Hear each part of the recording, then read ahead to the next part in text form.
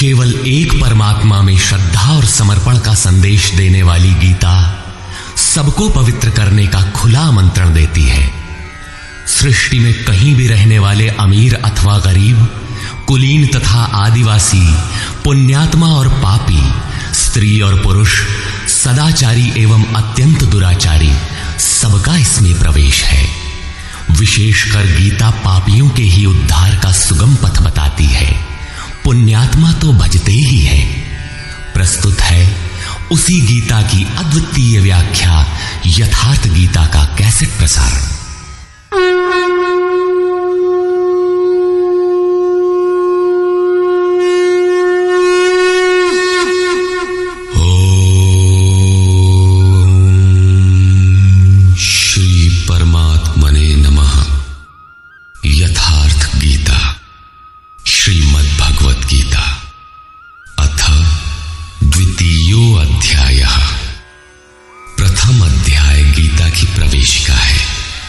जिसमें आरंभ में पथिक को प्रतीत होने वाली उलझनों का चित्रण है।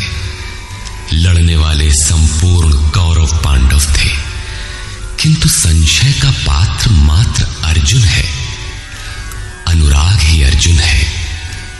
इष्ट के अनुरूप राग ही पथिक को क्षेत्रज्ञ के संघर्ष के लिए प्रेरित करता है। अनुराग आरंभिक स्तर है। पूज्य महाराज जी कहते थे, सदगृहस्थ आश्रम में रहते हुए ग्लानि होने लगे, अश्रुपात होता हो, कंठ अवरुद्ध होता हो, तो समझना कि यहीं से भजन आरंभ हो गया। अनुराग में ये सब कुछ आ जाता है। उसमें धर्म, नियम, सत्संग, भाव सभी विद्यमान होंगे। अनुराग के प्रथम चरण में पारिवारिक मोह बाधक बनता है। पहले सभी चाहते हैं कि हम उस परम सत्य को प्राप्त कर लें, किंतु आगे बढ़ने पर वो देखता है कि इन मधुर संबंधों का उच्छेद करना होगा, तब हताश हो जाता है। वो पहले से जो कुछ धर्म कर्म मानकर करता था, उतने में ही संतोष करने लगता है। अपने मोह की पुष्टि के लिए वो प्रचलित रूढ़ियों का प्रमाण भी प्रस्तुत करता है, जैसा अर्जुन ने किया कि कुल धर्म सनातन है। युद्ध से सनातन धर्म का लोप होगा, कुल क्षय होगा, स्वैराचार फैलेगा। ये अर्जुन का उत्तर नहीं था, बल्कि सद्गुरु के सान्निध्य से पूर्व की अपनाई गई एक कुरीति मात्र थी। इन्हीं कुरीतियों में फंसकर मनुष्य पृथक पृथक धर्म, अनेक संप्रदाय, छोटे बड़े गुट और असंख्य जातियों की रचना कर लेता है। कोई नाक दबाता है, कोई कान फाड़ता है। किसी के छूने से धर्म नष्ट होता है, तो कहीं रोटी पानी से धर्म नष्ट होता है। तो क्या अछूत या छूने वालों का दोष है? कदापि नहीं। दोष हमारे भ्रमदाताओं का है। धर्म के नाम पर हम कुरीति के शिकार हैं, इसलिए दोष हमारा है। महात्मा बुद्ध के समय में केश कंबल एक संप्रदाय था, जिसमें केश को बढ़ाकर कंबल की तरह प्रयोग करने को पूर्णता का मानदंड माना जाता था। कोई गोव्रतिक गाय की भांति रहने वाला था, तो कोई कुक्कुरव्रतिक कुत्ते की तरह खाने पीने रहने वाला था। ब्रह्म विद्या का इनसे कोई संबंध नहीं है। संप्रदाय और कुरीतियां पहले भी थीं, आज भी हैं। ठीक इसी प्रकार कृष्ण काल में भी संप्रदाय थे, कुरीतियां थीं। उनमें से एकाध कुरीति का शिकार अर्जुन भी था। उसने 4 तर्क प्रस्तुत किए। 1, ऐसे युद्ध से सनातन धर्म नष्ट हो जाएगा। 2, वर्ण संकर पैदा होगा। 3, पिंडोदक क्रिया लोप होगी। और 4, हम लोग कुलक्षय द्वारा महान पाप करने को उद्यत हुए हैं। इस पर योगेश्वर श्री कृष्ण ने कहा, संजय उवाच।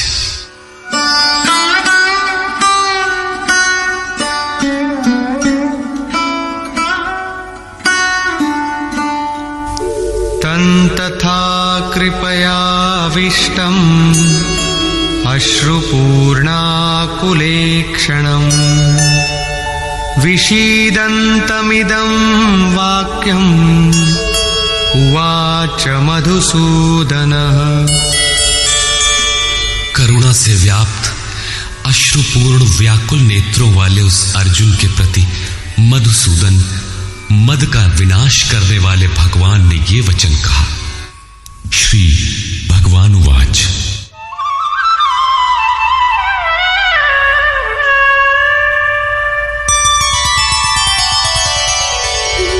कुतस्त्वाकश्मलमिदं विषमे समुपस्थितम् अनार्यजुष्टमस्वर्ग्यम् अकीर्तिकरमर्जुन। अर्जुन, इस विषम स्थल में तुझे यह अज्ञान कहां से हो गया? विषम स्थल अर्थात जिसकी समता का सृष्टि में कोई स्थल है ही नहीं, पारलौकिक है लक्ष्य जिसका, उस निर्विवाद स्थल पर तुझे अज्ञान कहां से हुआ? अज्ञान क्यों? अर्जुन तो सनातन धर्म की रक्षा के लिए कटिबद्ध है। क्या सनातन धर्म की रक्षा के लिए प्राणपण से तत्पर होना अज्ञान है? श्री कृष्ण कहते हैं, हां, यह अज्ञान है। न तो संभावित पुरुषों द्वारा इसका आचरण किया गया है, न स्वर्ग ही देने वाला है और न ये कीर्ति को ही करने वाला है।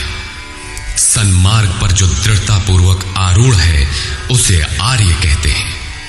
परिवार के लिए मरना मिटना यदि अज्ञान न होता तो महापुरुष उस पर अवश्य चले होते।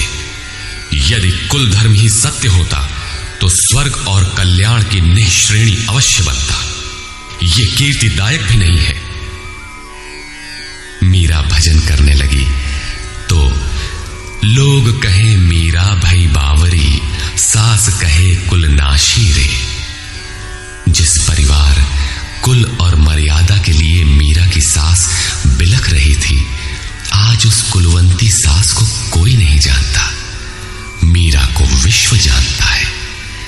ठीक इसी प्रकार परिवार के लिए जो परेशान हैं, उनकी भी कीर्ति कब तक रहेगी? जिसमें कीर्ति नहीं, कल्याण नहीं, श्रेष्ठ पुरुषों ने भूल कर भी जिसका आचरण नहीं किया, तो सिद्ध है कि वो अज्ञान है। अतः क्लैब्यमास्मगमः पार्थ नैतत्त्वय्युपपद्यते क्षुद्रं हृदय दौर्बल्यं त्यक्त्वोत्तिष्ठ परन्तप। अर्जुन, नपुंसकता को मत प्राप्त हो। क्या अर्जुन नपुंसक था? क्या आप पुरुष हैं? नपुंसक वो है जो पौरुष से हीन हो। सब अपनी समझ से पुरुषार्थ ही तो करते हैं। किसान रात दिन खून पसीना एक करके खेत में पुरुषार्थ ही तो करता है। कोई व्यापार में पुरुषार्थ समझता है तो कोई पद का दुरुपयोग करके पुरुषार्थी बनता है। जीवन भर पुरुषार्थ करने पर भी खाली हाथ जाना पड़ता है। स्पष्ट है कि यह पुरुषार्थ नहीं है। शुद्ध पुरुषार्थ है आत्मदर्शन। गार्गी ने याज्ञवल्क्य से कहा, नपुंसक पुमान ज्ञेयो यो न वेत्ति हृदि स्थितम पुरुषम स्वप्रकाशम तस्मानंदात्मानमव्ययम्। वो पुरुष होते हुए भी नपुंसक है जो हृदयस्थ आत्मा को नहीं पहचानता। वो आत्मा ही पुरुष स्वरूप स्वयं प्रकाश, उत्तम आनंद युक्त और अव्यक्त है। उसे पाने का प्रयास ही पौरुष है। अर्जुन, तू नपुंसकता को न प्राप्त हो, ये तेरे योग्य नहीं है।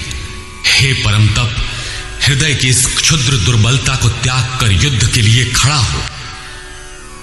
इस पर अर्जुन ने तीसरा प्रश्न प्रस्तुत किया।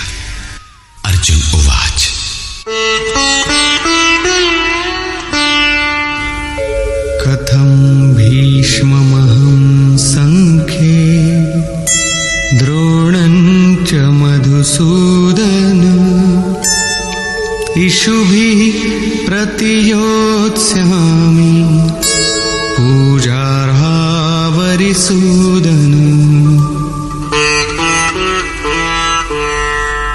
अहंकार का शमन करने वाले मधुसूदन, मैं रणभूमि में पितामह भीष्म और आचार्य द्रोण से किस प्रकार बाणों से युद्ध करूंगा, क्योंकि अरिसूदन वे दोनों ही पूजनीय हैं। द्वैत ही द्रोण है। प्रभु अलग है, हम अलग हैं। द्वैत का ये भान ही प्राप्ति की प्रेरणा का आरंभिक स्रोत है। यही द्रोणाचार्य का गुरुत्व है। भ्रम ही भीष्म है। जब तक भ्रम है तभी तक बच्चे, परिवार, रिश्तेदार सभी अपने लगते हैं। अपना लगने में भ्रम ही माध्यम है। आत्मा इन्हीं को पूज्य मानकर इनके साथ रहता है कि ये पिता हैं, दादा हैं, कुलगुरु हैं इत्यादि। साधन के पूर्ति काल में गुरु न चेला, पुरुष अकेला। न बंधुर न मित्रम गुरुर्नैव शिष्यः चिदानंद रूपः शिवोहम शिवोहम। जब चित्त उस परम आनंद में विलय हो जाता है तब न गुरु ज्ञान दाता और न शिष्य ग्रहण करता ही रह जाता है। यही परम की स्थिति है। गुरु का गुरुत्व प्राप्त कर लेने पर गुरुत्व एक जैसा हो जाता है। श्री कृष्ण कहते हैं, अर्जुन तू मुझ में निवास करेगा। जैसे श्री कृष्ण वैसा ही अर्जुन, और ठीक वैसा ही प्राप्ति वाला महापुरुष हो जाता है। ऐसी अवस्था में गुरु का भी विलय हो जाता है। गुरुत्व हृदय में प्रवाहित हो जाता है। अर्जुन गुरु पद की ढाल बनाकर इस संघर्ष में प्रवृत्त होने से कतराना चाहता है। वो कहता है,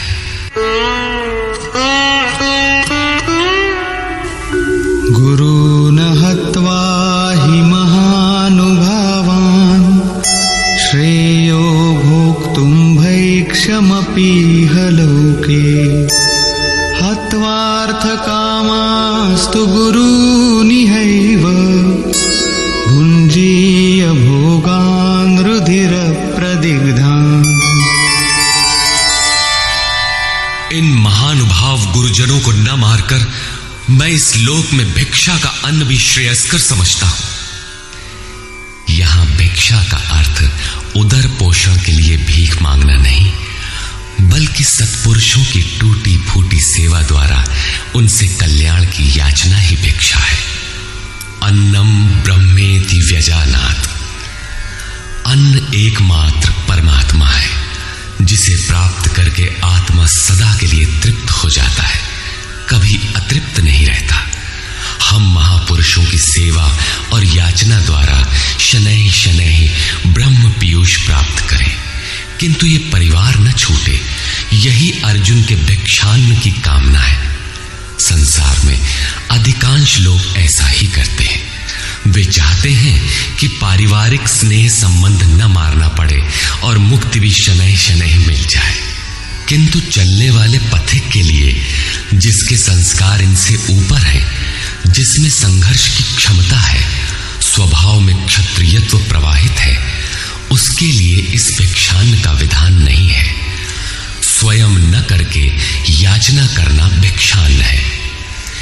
गौतम बुद्ध ने भी मध्यम निकाय के धम्म दायाद सूत्र में इस भिक्षान्न की आमिष दायाद कहकर उसे हेय माना है, जबकि शरीर यापन से सभी भिक्षु थे। इन गुरुजनों को मारकर मिलेगा क्या? इस लोक में रुधिर से सने अर्थ और काम के भोग ही तो भोगने को मिलेंगे। अर्जुन कदाचित सोचता था कि भजन से भौतिक सुखों की मात्रा में अभिवृद्धि होगी। इतना संघर्ष झेलने के बाद भी इस शरीर के पोषक अर्थ और काम के भोग ही तो मिलेंगे। वो पुनः तर्क देता है,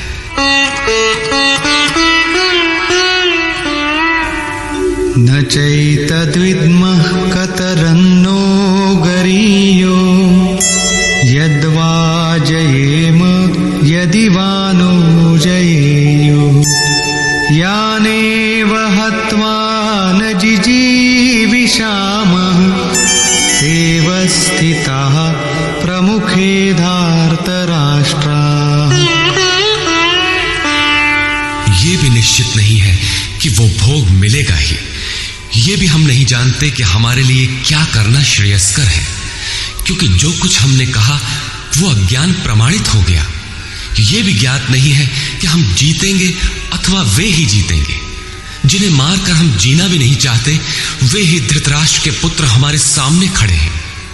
अज्ञान रूपी धृतराष्ट्र से उत्पन्न मोह इत्यादि स्वजन समुदाय मिट ही जाएंगे, तब हम जीकर ही क्या करेंगे। अर्जुन पुनः सोचता है कि जो कुछ हमने कहा कदाचित ये भी अज्ञान हो, अतः प्रार्थना करता है। कार्पण्यदोषोपहतः स्वभावः पृच्छामि त्वां धर्मसम्मूढचेताः।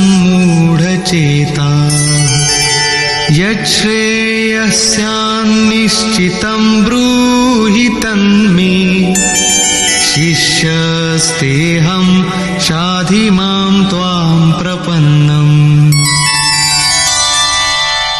कायरता के दोष से नष्ट स्वभाव वाला, धर्म के विषय में सर्वथा मोहित चित्त हुआ मैं आपसे पूछता हूं, जो कुछ निश्चित परम कल्याणकारी हो वो साधन मेरे लिए कहिए। यहां अर्जुन ने पूर्ण समर्पण कर दिया। अभी तक वो श्री कृष्ण को अपने स्तर का ही समझता था, अनेक विद्याओं में अपने को कुछ आगे ही मानता था।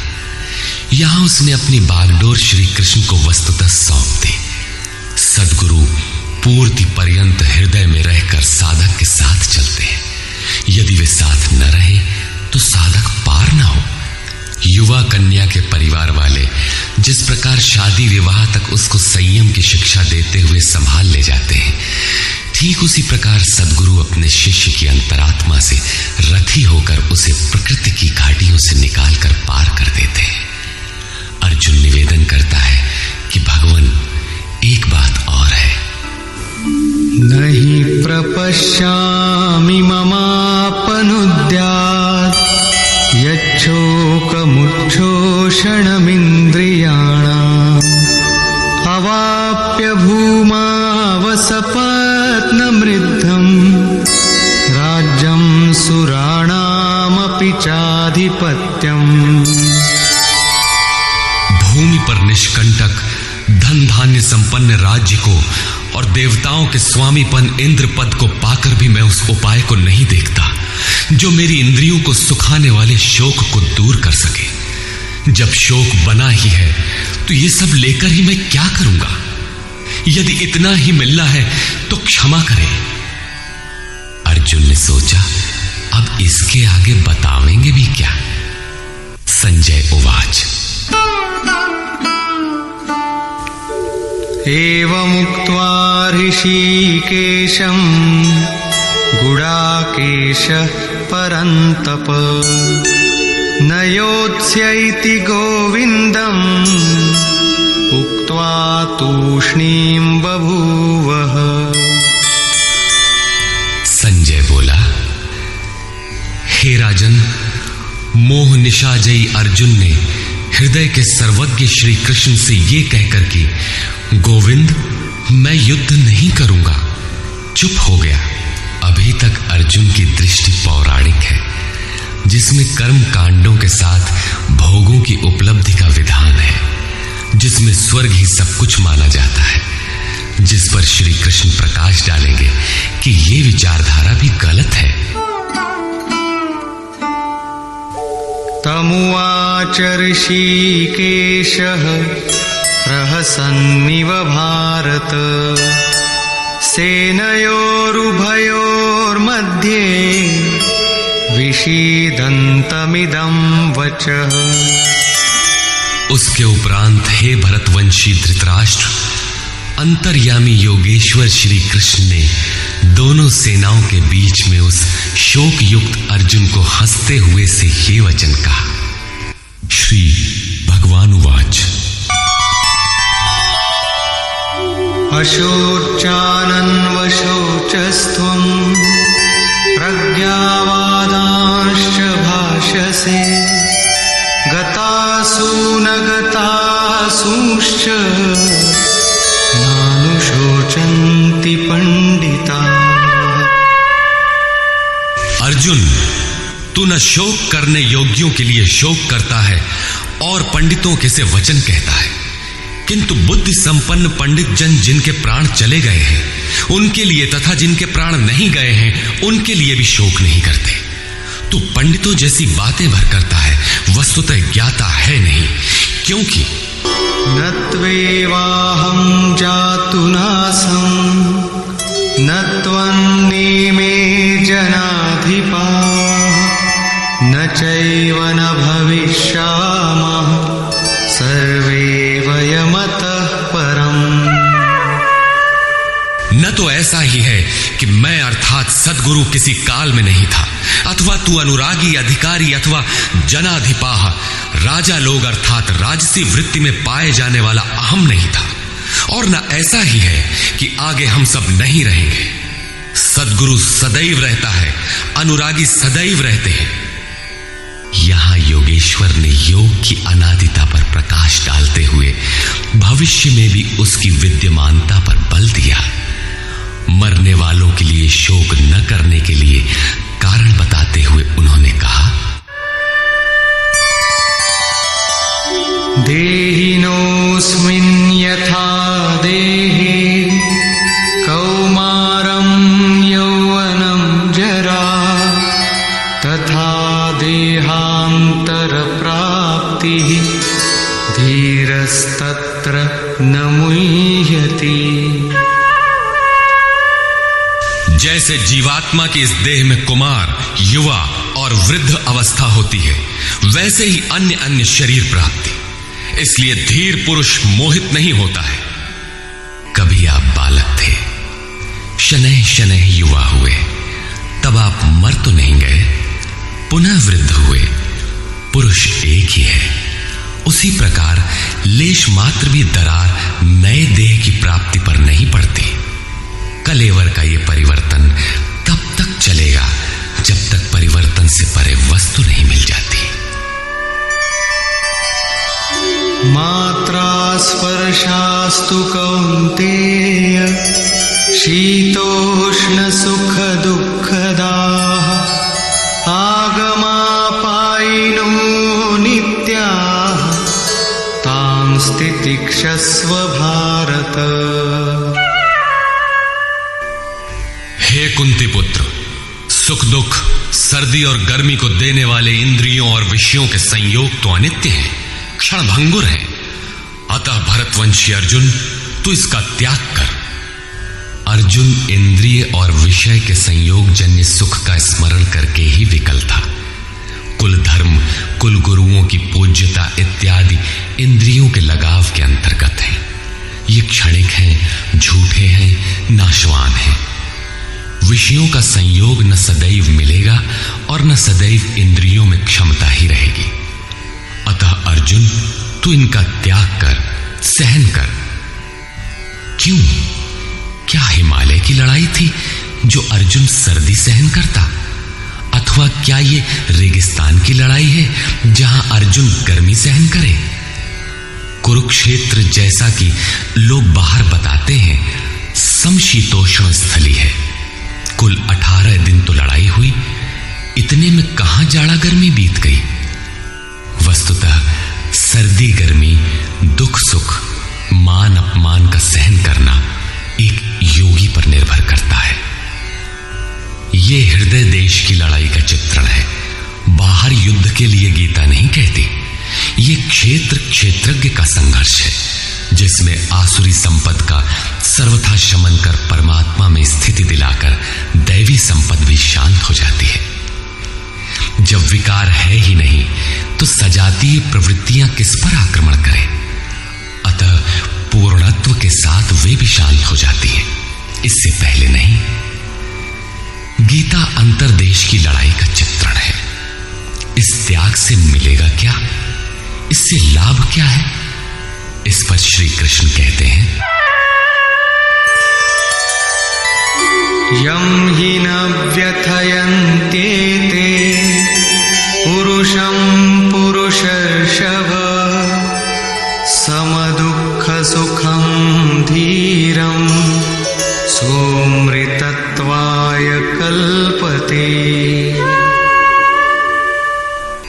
हे पुरुष श्रेष्ठ, दुख सुख को समान समझने वाले जिस धीर पुरुष को इंद्रियों और विषयों के संयोग व्यथित नहीं कर पाते, वो मृत्यु से परे अमृत तत्व की प्राप्ति के योग्य हो जाता है। यहां श्री कृष्ण ने एक उपलब्धि अमृत की चर्चा की। अर्जुन सोचता था कि युद्ध के परिणाम में स्वर्ग मिलेगा या पृथ्वी, किंतु श्री कृष्ण कहते हैं कि न स्वर्ग मिलेगा और न पृथ्वी, बल्कि अमृत मिलेगा। अमृत क्या है? नासतो विद्यते भावो ना भावो विद्यते सतः उभयोरपि दृष्टोऽन्तः त्वनयोस्तत्त्वदर्शिभिः। अर्जुन, असत वस्तु का अस्तित्व नहीं है, वो है ही नहीं, उसे रोका नहीं जा सकता, और सत्य का तीनों काल में अभाव नहीं है, उसे मिटाया नहीं जा सकता। अर्जुन ने पूछा, क्या भगवान होने के नाते आप कहते हैं? श्री कृष्ण ने बताया, मैं तो कहता ही हूं, इन दोनों का यह अंतर हमारे साथ साथ तत्वदर्शियों द्वारा भी देखा गया है। श्री कृष्ण ने वही सत्य दोहराया जो तत्वदर्शियों ने कभी देख लिया था। श्री कृष्ण भी एक तत्वदर्शी महापुरुष थे। परम तत्व परमात्मा का प्रत्यक्ष दर्शन करके उसमें स्थिति वाले तत्वदर्शी कहलाते हैं। सत और असत हैं क्या? इस पर कहते हैं, अविनाशी तु तद्विद्धि येन सर्वमिदं ततम् विनाशमव्ययस्यास्य न कश्चित् कर्तुमर्हति। नाश रहित तो वो है जिससे ये संपूर्ण जगत व्याप्त है। इस अव्ययस्य अविनाशी का विनाश करने में कोई समर्थ नहीं है। किंतु इस अविनाशी अमृत का नाम क्या है? वो है कौन? अन्तवन्त इमे देहा नित्यस्योक्ताः शरीरिणः अनाशिनो प्रमेयस्य तस्माद्युध्यस्व भारत। अविनाशी, अप्रमेय, नित्य स्वरूप आत्मा के ये सभी शरीर नाशवान कहे गए हैं। इसलिए भरतवंशी अर्जुन, तू युद्ध कर। आत्मा ही अमृत है, आत्मा ही अविनाशी है, जिसका तीनों कालों में नाश नहीं होता। आत्मा ही सत है, शरीर नाशवान है, यही असत है जिसका तीनों कालों में अस्तित्व नहीं है। शरीर नाशवान है, इसलिए तू युद्ध कर।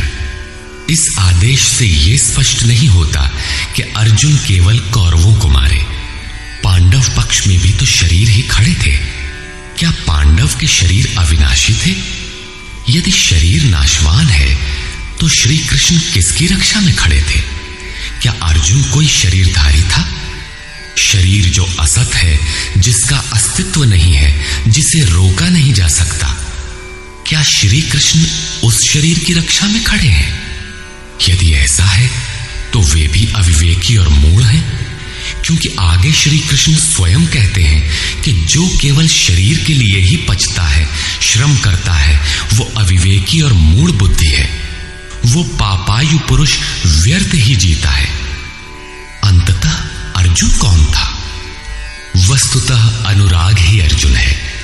अनुरागी के लिए इष्ट सदैव रथी बनकर साथ में रहते हैं, सखा की भांति उसका मार्गदर्शन करते हैं।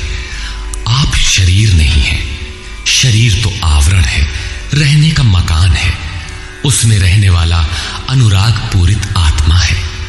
भौतिक युद्ध, मारने काटने से शरीरों का अंत नहीं होता। ये शरीर छूटेगा तो आत्मा दूसरा शरीर धारण कर लेगा। इसी संदर्भ में श्री कृष्ण कह चुके हैं कि जिस प्रकार बाल्यकाल से युवा या वृद्धावस्था आती है, उसी प्रकार देहांतर की प्राप्ति होती है। शरीर काटेंगे तो जीवात्मा नया वस्त्र बदल लेगा। शरीर संस्कारों के आश्रित है और संस्कार मन पर आधारित है। मन एव मनुष्याणाम कारणम बंध मोक्षयोः। मन का सर्वथा निरोध होना, अचल स्थिर ठहरना और अंतिम संस्कार का विलय एक ही क्रिया है। संस्कारों की सतह का टूट जाना ही शरीरों का अंत है। इसे तोड़ने के लिए आपको आराधना करनी होगी, जिसे श्री कृष्ण ने कर्म या निष्काम कर्मयोग की संज्ञा दी है। कृष्ण ने स्थान स्थान पर अर्जुन को युद्ध की प्रेरणा दी, किंतु एक भी श्लोक ऐसा नहीं है जो भौतिक युद्ध या मारकाट का समर्थन करता हो। ये युद्ध सजातीय विजातीय प्रवृत्तियों का है, अंतर्देश में है।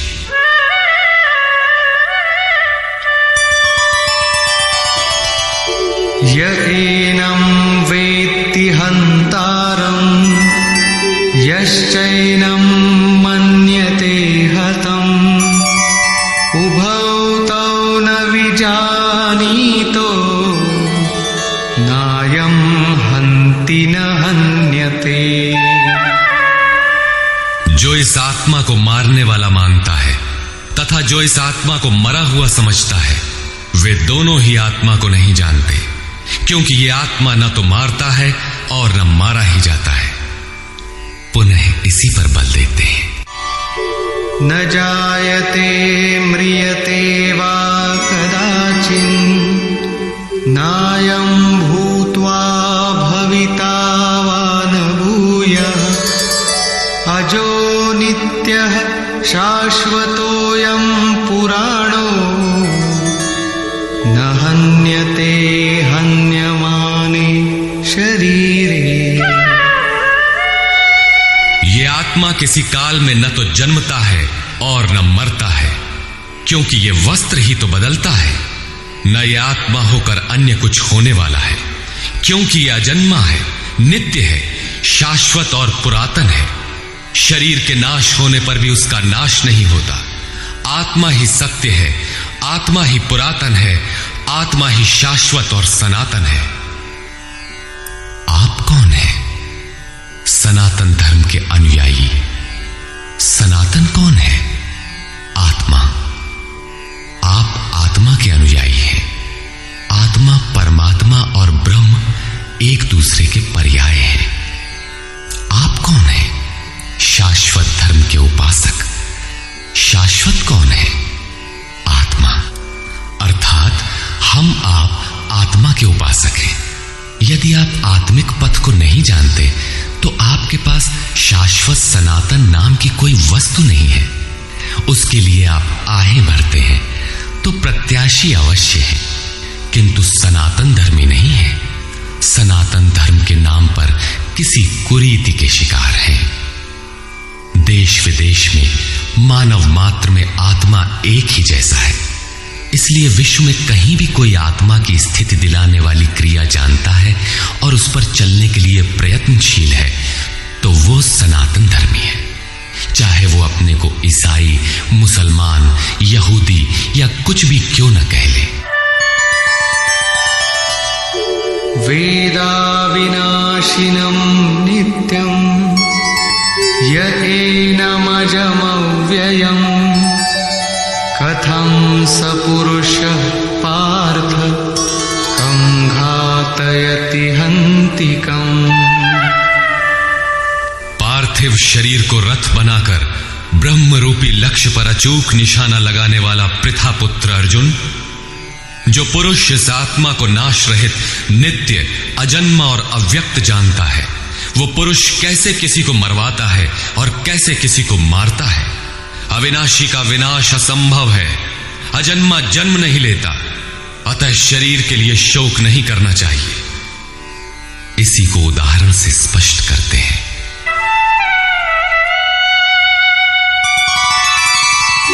वासांसि जीर्णानि यथा विहाय नवानि गृह्णाति नरोपराणि तथा शरीराणि विहाय जीर्णान्यनेवानि संयाति नवानि देहि। जैसे मनुष्य जीर्णानि वासांसि, जीर्ण शीर्ण पुराने वस्त्रों को त्याग कर नए वस्त्रों को ग्रहण करता है, ठीक वैसे ही ये जीवात्मा पुराने शरीरों को त्याग कर दूसरे नए शरीरों को धारण करता है। जीर्ण होने पर ही नया शरीर धारण करना है तो शिशु क्यों मर जाते हैं? ये वस्त्र तो और विकसित होना चाहिए।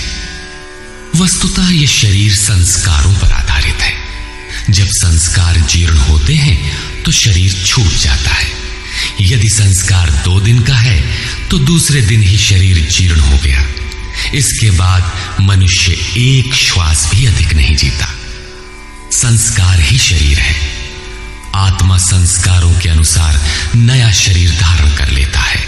अथा खलु ऋतुमयः पुरुषः यथा इहैव तथैव प्रेत्य भवति कृतं लोकम पुरुषोऽभिजायते। अर्थात ये पुरुष निश्चय ही संकल्पमय है। इस लोक में पुरुष जैसा निश्चय वाला होता है वैसा ही यहां से मरकर जाने पर होता है। अपने संकल्प से बनाए हुए शरीरों में पुरुष उत्पन्न होता है। इस प्रकार मृत्यु शरीर का परिवर्तन मात्र है। आत्मा नहीं मरता, पुनः इसकी अजरता अमरता पर बल देते हैं। नैनं छिन्दन्ति शस्त्राणि नैनं दहति पावकः न चैनं क्लेदयन्त्यापो न शोषयति मारुतः। अर्जुन, इस आत्मा को शस्त्रादि नहीं काटते, अग्नि इसे जला नहीं सकता, जल इसे गीला नहीं कर सकता और न वायु इसे सुखा ही सकता है। अच्छेद्योऽयमदाह्योऽयम् अक्लेद्यो शोष्य एव च नित्यः सर्वगतः स्थाणुः अचलोऽयं सनातनः। ये आत्मा अच्छेद्य है, इसे छेदा नहीं जा सकता। ये अदाह्य है, इसे जलाया नहीं जा सकता। ये अक्लेद्य है, इसे गीला नहीं किया जा सकता। आकाश इसे अपने में समाहित नहीं कर सकता। ये आत्मा निसंदेह अशोष्य, सर्वव्यापक, अचल, स्थिर रहने वाला और सनातन है। अर्जुन ने कहा था कि कुल धर्म सनातन है। ऐसा युद्ध करने से सनातन धर्म नष्ट हो जाएगा, किंतु श्री कृष्ण ने इसे अज्ञान माना और आत्मा को ही सनातन बताया। आप कौन हैं? सनातन धर्म के अनुयायी। सनातन कौन है? आत्मा। यदि आप आत्मा पर्यंत दूरी तय करने वाली विधि विशेष से अवगत नहीं हैं, तो आप सनातन धर्म नहीं जानते। इसका कुपरिणाम सांप्रदायिकता में फंसे धर्म भीरू लोगों को भोगना पड़ रहा है।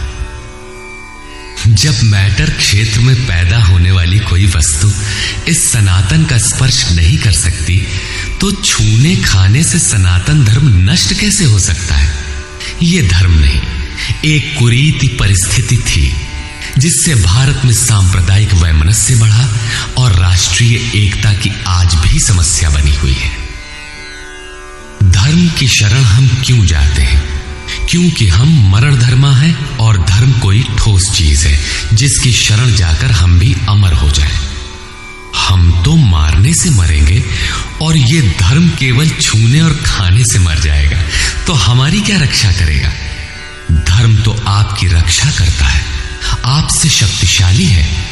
आप तलवार से मरेंगे और धर्म वो छूने से नष्ट हो गया। कैसा है आपका धर्म? कुरीतियां नष्ट होती हैं, न कि सनातन। सनातन तो ऐसी ठोस वस्तु है जिसे शस्त्र नहीं काटते, अग्नि जला नहीं सकता, जल इसे गीला नहीं कर सकता। खान पान तो दूर, प्रकृति में उत्पन्न कोई वस्तु उसका स्पर्श भी नहीं कर पाती, तो वो सनातन नष्ट कैसे हो गया? ऐसी ही कतिपय कुरीतियां अर्जुन काल में भी थी। उनका शिकार अर्जुन भी था। उसने विलाप करते हुए गिड़गिड़ाकर कहा कि कुल धर्म सनातन है, युद्ध से सनातन धर्म नष्ट हो जाएगा। कुल धर्म नष्ट होने से हम अनंत काल तक नरक में चले जाएंगे। किंतु श्री कृष्ण ने कहा, तुझे ये अज्ञान कहां से उत्पन्न हो गया? सिद्ध है कि वो कोई कुरीति थी। तभी तो श्री कृष्ण ने उसका निराकरण किया और बताया कि आत्मा ही सनातन है। यदि आप आत्मिक पथ नहीं जानते तो सनातन धर्म में आपका अभी तक प्रवेश नहीं हुआ है। जब ये सनातन शाश्वत आत्मा सबके अंदर व्याप्त है तो खोजा किसे जाए? इस पर श्री कृष्ण कहते हैं, अव्यक्तोऽयमचिन्त्योऽयम् अविकार्योऽयमुच्यते तस्मादेवं विदित्वैनं नानुशोचितुमर्हसि। ये आत्मा अव्यक्त अर्थात इंद्रियों का विषय नहीं है। इंद्रियों के द्वारा इसे समझा नहीं जा सकता। जब तक इंद्रियों और विषयों का संयोग है तब तक आत्मा तो है, किंतु उसे समझा नहीं जा सकता। वो अचिंत्य है। जब तक चित्त और चित्त की लहर है तब तक वो शाश्वत है तो, किंतु हमारे दर्शन, उपभोग और प्रवेश के लिए नहीं है। अतः चित्त का निरोध करें। पीछे श्री कृष्ण बता आए हैं कि असत वस्तु का अस्तित्व नहीं है और सत का तीनों कालों में अभाव नहीं है। वो सत है आत्मा। आत्मा ही अपरिवर्तनशील, शाश्वत, सनातन और अव्यक्त है। तत्वदर्शियों ने आत्मा को इन विशेष गुणधर्मों से युक्त देखा। न 10 भाषाओं के ज्ञाता ने देखा, न किसी समृद्धशाली ने देखा, बल्कि तत्वदर्शियों ने देखा। श्री कृष्ण ने आगे बताया कि तत्व है परमात्मा। मन के निरोध काल में साधक उसका दर्शन और उसमें प्रवेश पाता है। प्राप्ति काल में भगवान मिलते हैं और दूसरे ही क्षण वो अपने आत्मा को ईश्वरीय गुण धर्मों से विभूषित देखता है। वो देखता है कि आत्मा ही सत्य, सनातन और परिपूर्ण है। ये आत्मा अचिंत्य है।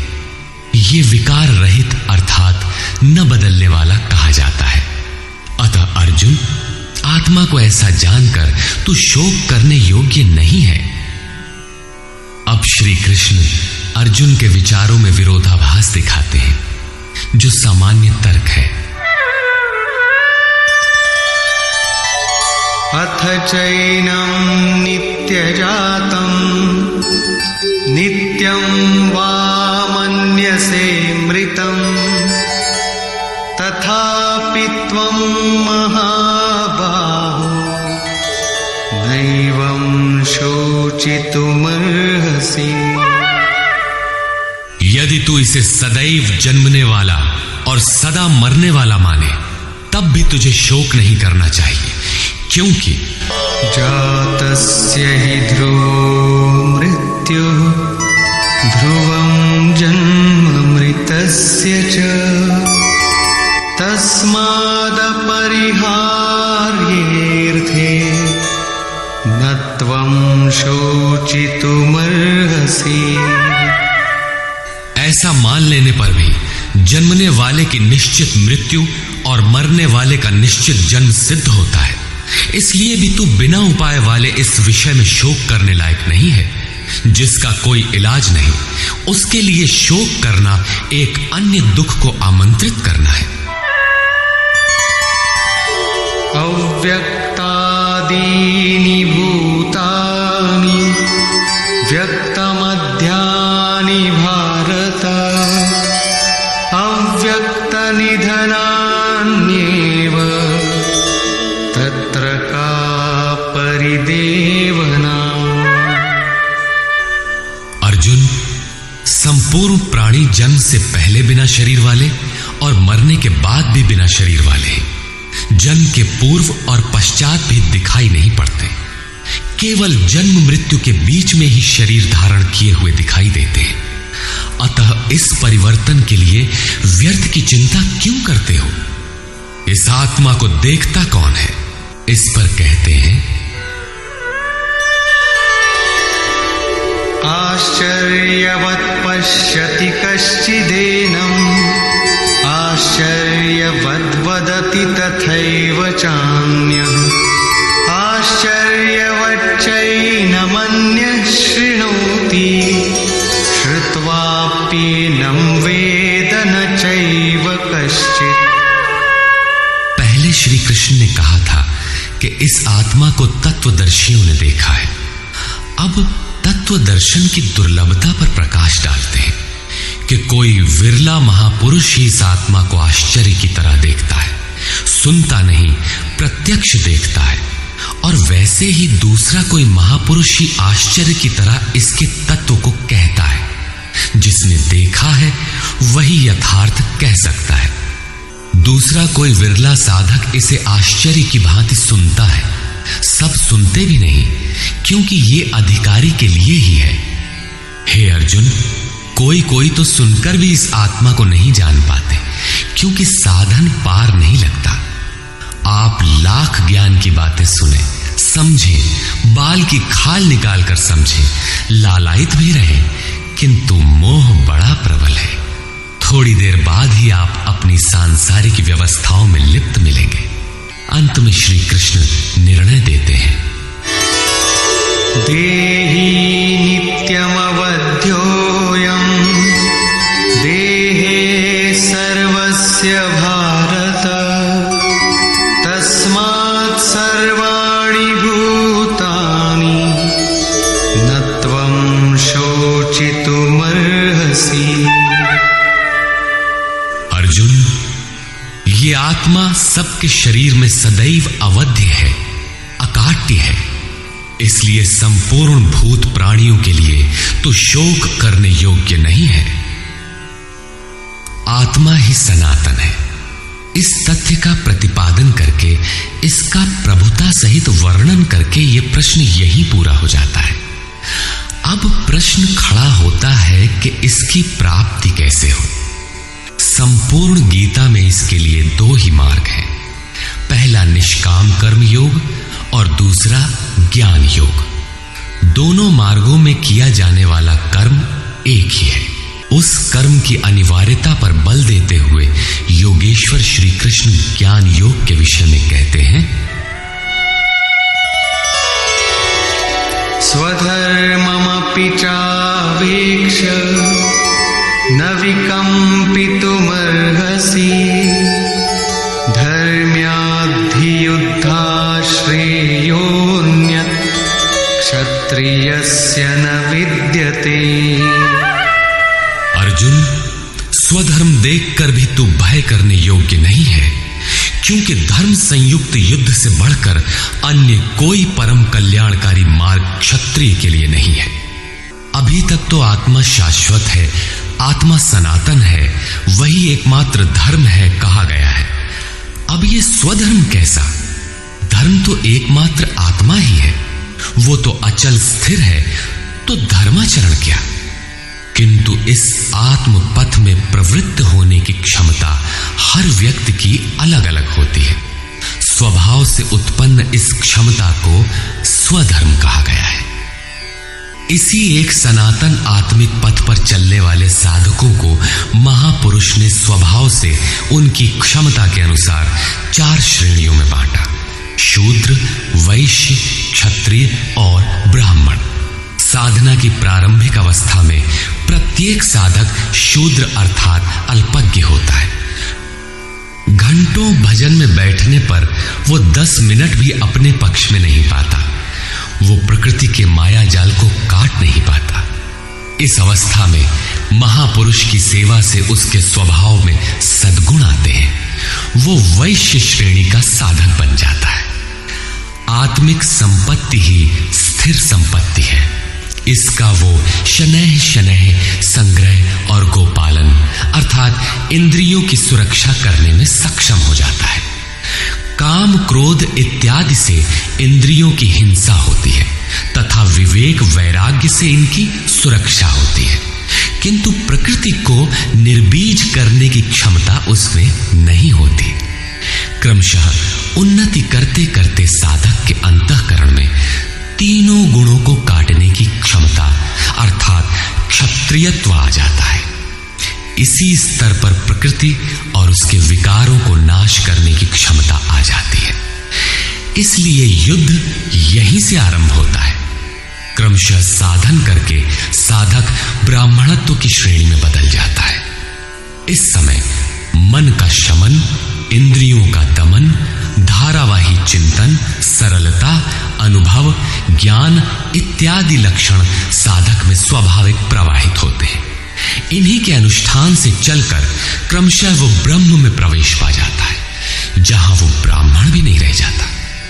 विदेह राजा जनक की सभा में महर्षि याज्ञवल्क्य ने चाक्रायण, उशस्ति, कहोल, आरुणि, उद्यालक और गार्गी के प्रश्नों का समाधान करते हुए बताया कि आत्म साक्षात्कार का पूर्णतया संपादन करने वाला ही ब्राह्मण होता है। ये आत्मा ही लोक परलोक और समस्त प्राणियों को भीतर से नियमित करता है। सूर्य, चंद्रमा, पृथ्वी, जल, वायु, अग्नि, तारागण, अंतरिक्ष, आकाश एवं प्रत्येक क्षण इस आत्मा के ही प्रशासन में है। ये तुम्हारा आत्मा अंतर्यामी अमृत है। आत्मा अक्षर है, इससे भिन्न सब नाशवान है। जो कोई इसी लोक में इस अक्षर को न जानकर हवन करता है, तप करता है, हजारों वर्षों तक यज्ञ करता है, उसका ये सब कर्म नाशवान है। जो कोई भी इस अक्षर को जाने बिना इस लोक से मरकर जाता है, वो दयनीय है, कृपण है, और जो इस अक्षर को जानकर इस लोक से मरकर जाता है, वो ब्राह्मण है। अर्जुन क्षत्रिय श्रेणी का साधक है। श्री कृष्ण कहते हैं कि क्षत्रिय श्रेणी के साधक के लिए युद्ध के अतिरिक्त कोई कल्याणकारक रास्ता है ही नहीं। प्रश्न उठता है कि क्षत्रिय है क्या? प्रायः लोग इसका आशय समाज में जन्मना उत्पन्न ब्राह्मण, क्षत्रिय, वैश्य, शूद्र जातियों से लेते हैं। इन्हें ही 4 वर्ण मान लिया जाता है, किंतु नहीं। शास्त्रकार ने स्वयं बताया है कि क्षत्रिय क्या है, वर्ण क्या है। यहां उन्होंने केवल क्षत्रिय का नाम लिया और आगे 18वें अध्याय तक इस प्रश्न का समाधान प्रस्तुत किया कि वस्तुतः ये वर्ण है क्या और कैसे इनमें परिवर्तन होता है। श्री कृष्ण ने कहा, चातुर्वर्ण्यम मया सृष्टम, 4 वर्णों की सृष्टि मैंने की, तो क्या मनुष्यों को बांटा? श्री कृष्ण कहते हैं कि नहीं, गुण कर्म विभागशः, गुणों के माध्यम से कर्म को 4 भागों में बांटा। ये देखना है कि वो कर्म क्या है जिसे बांटा गया। गुण परिवर्तनशील है। साधना की उचित प्रक्रिया द्वारा तामसी से राजसी और राजसी से सात्विक गुणों में प्रवेश मिलता जाता है। अंततः ब्राह्मण स्वभाव बन जाता है। उस समय ब्रह्म में प्रवेश दिला देने वाली सारी योग्यताएं उस साधक में रहती हैं। वर्ण संबंधी प्रश्न यहां से आरंभ होकर 18वें अध्याय में जाकर पूर्ण होता है। श्री कृष्ण की मान्यता है, श्रेयान् स्वधर्मो विगुणः परधर्मात् स्वनुष्ठितात्। स्वभाव से उत्पन्न इस धर्म में प्रवृत्त होने की क्षमता जिस स्तर की हो, भले ही वो गुण रहित शूद्र श्रेणी की हो, तब भी परम कल्याण करती है, क्योंकि आप क्रमशः वहीं से उत्थान करते हैं। उससे ऊपर वालों की नकल करके साधक नष्ट हो जाता है। अर्जुन क्षत्रिय श्रेणी का साधक था, इसलिए श्री कृष्ण कहते हैं कि अर्जुन, अपने स्वभाव से उत्पन्न योग्यता को देखकर, इस युद्ध में प्रवृत्त होने की अपनी क्षमता को देखकर भी तू भय करने योग्य नहीं है। इससे बढ़कर दूसरा कोई कल्याणकारी कार्य क्षत्रिय के लिए नहीं। इसी पर प्रकाश डालते हुए पुनः योगेश्वर कहते हैं, यदृच्छया चोपपन्नम स्वर्गद्वारमपावृतम सुखिनः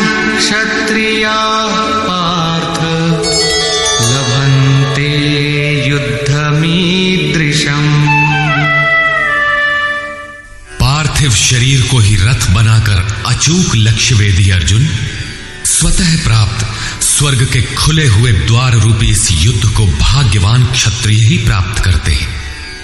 क्षत्रिय श्रेणी के साधक में तीनों गुणों को काट देने की क्षमता रहती है। उसके लिए स्वर्ग का द्वार खुला है, क्योंकि उसमें दैवी संपद पूर्णता अर्जित रहती है। स्वर्ग में विचरने की उसमें क्षमता रहती है। यही खुला हुआ स्वर्ग का द्वार है। क्षेत्रज्ञ के इस युद्ध को भाग्यवान क्षत्रिय ही पाते हैं, क्योंकि उनमें ही इस संघर्ष की क्षमता है। दुनिया में लड़ाइयां होती हैं, विश्व सिमट कर लड़ता है, प्रत्येक जाति लड़ती है, किंतु शाश्वत विजय जीतने वाले को भी नहीं मिलती। ये तो बदले हैं। जो जिसको जितना दबाता है, कालांतर में उसे भी उतना ही दबना पड़ता है। ये कैसी विजय है जिसमें इंद्रियों को सुखाने वाला शोक बना ही रहता है, अंत में शरीर भी नष्ट हो जाता है। वास्तविक संघर्ष तो क्षेत्र और क्षेत्रज्ञ का है, जिसमें एक बार विजय हो जाने पर प्रकृति का सदा के लिए निरोध और परम पुरुष परमात्मा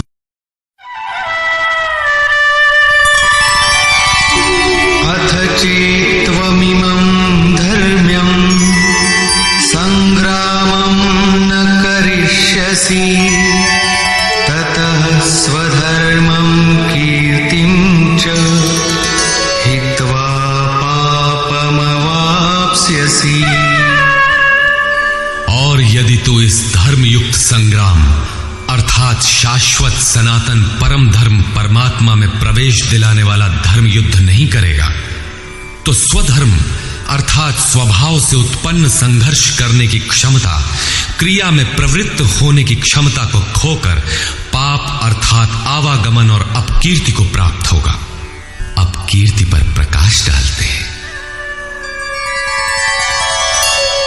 अकीर्तिं चापि भूतानि कथयिष्यन्ति ते व्ययाम् संभावितस्य चाकीर्ति मरणादतिरिच्यते।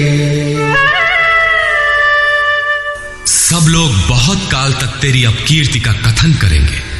आज भी पदच्युत होने वाले महात्माओं में विश्वामित्र, पाराशर, निमि, श्रृंगी इत्यादि की गणना होती है। बहुत से साधक अपने धर्म पर विचार करते हैं, सोचते हैं कि लोग हमें क्या कहेंगे। ऐसा भाव भी साधना में सहायक होता है। इससे साधना में लगे रहने की प्रेरणा मिलती है। कुछ दूरी तक यह भाव भी साथ देता है।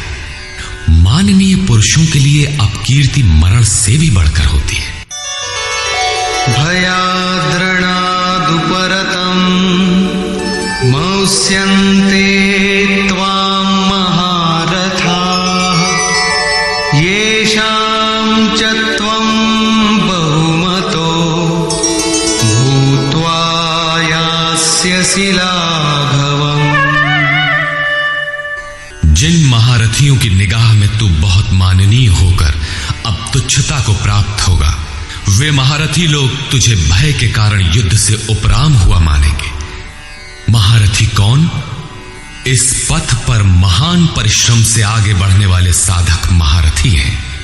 इसी प्रकार इतने ही परिश्रम से अविद्या की ओर खींचने वाले काम, क्रोध, लोभ, मोहादि भी महारथी हैं, जो तुझे बहुत सम्मान देते थे कि साधक प्रशंसनीय है, तुम उनकी निगाह से गिर जाओगे।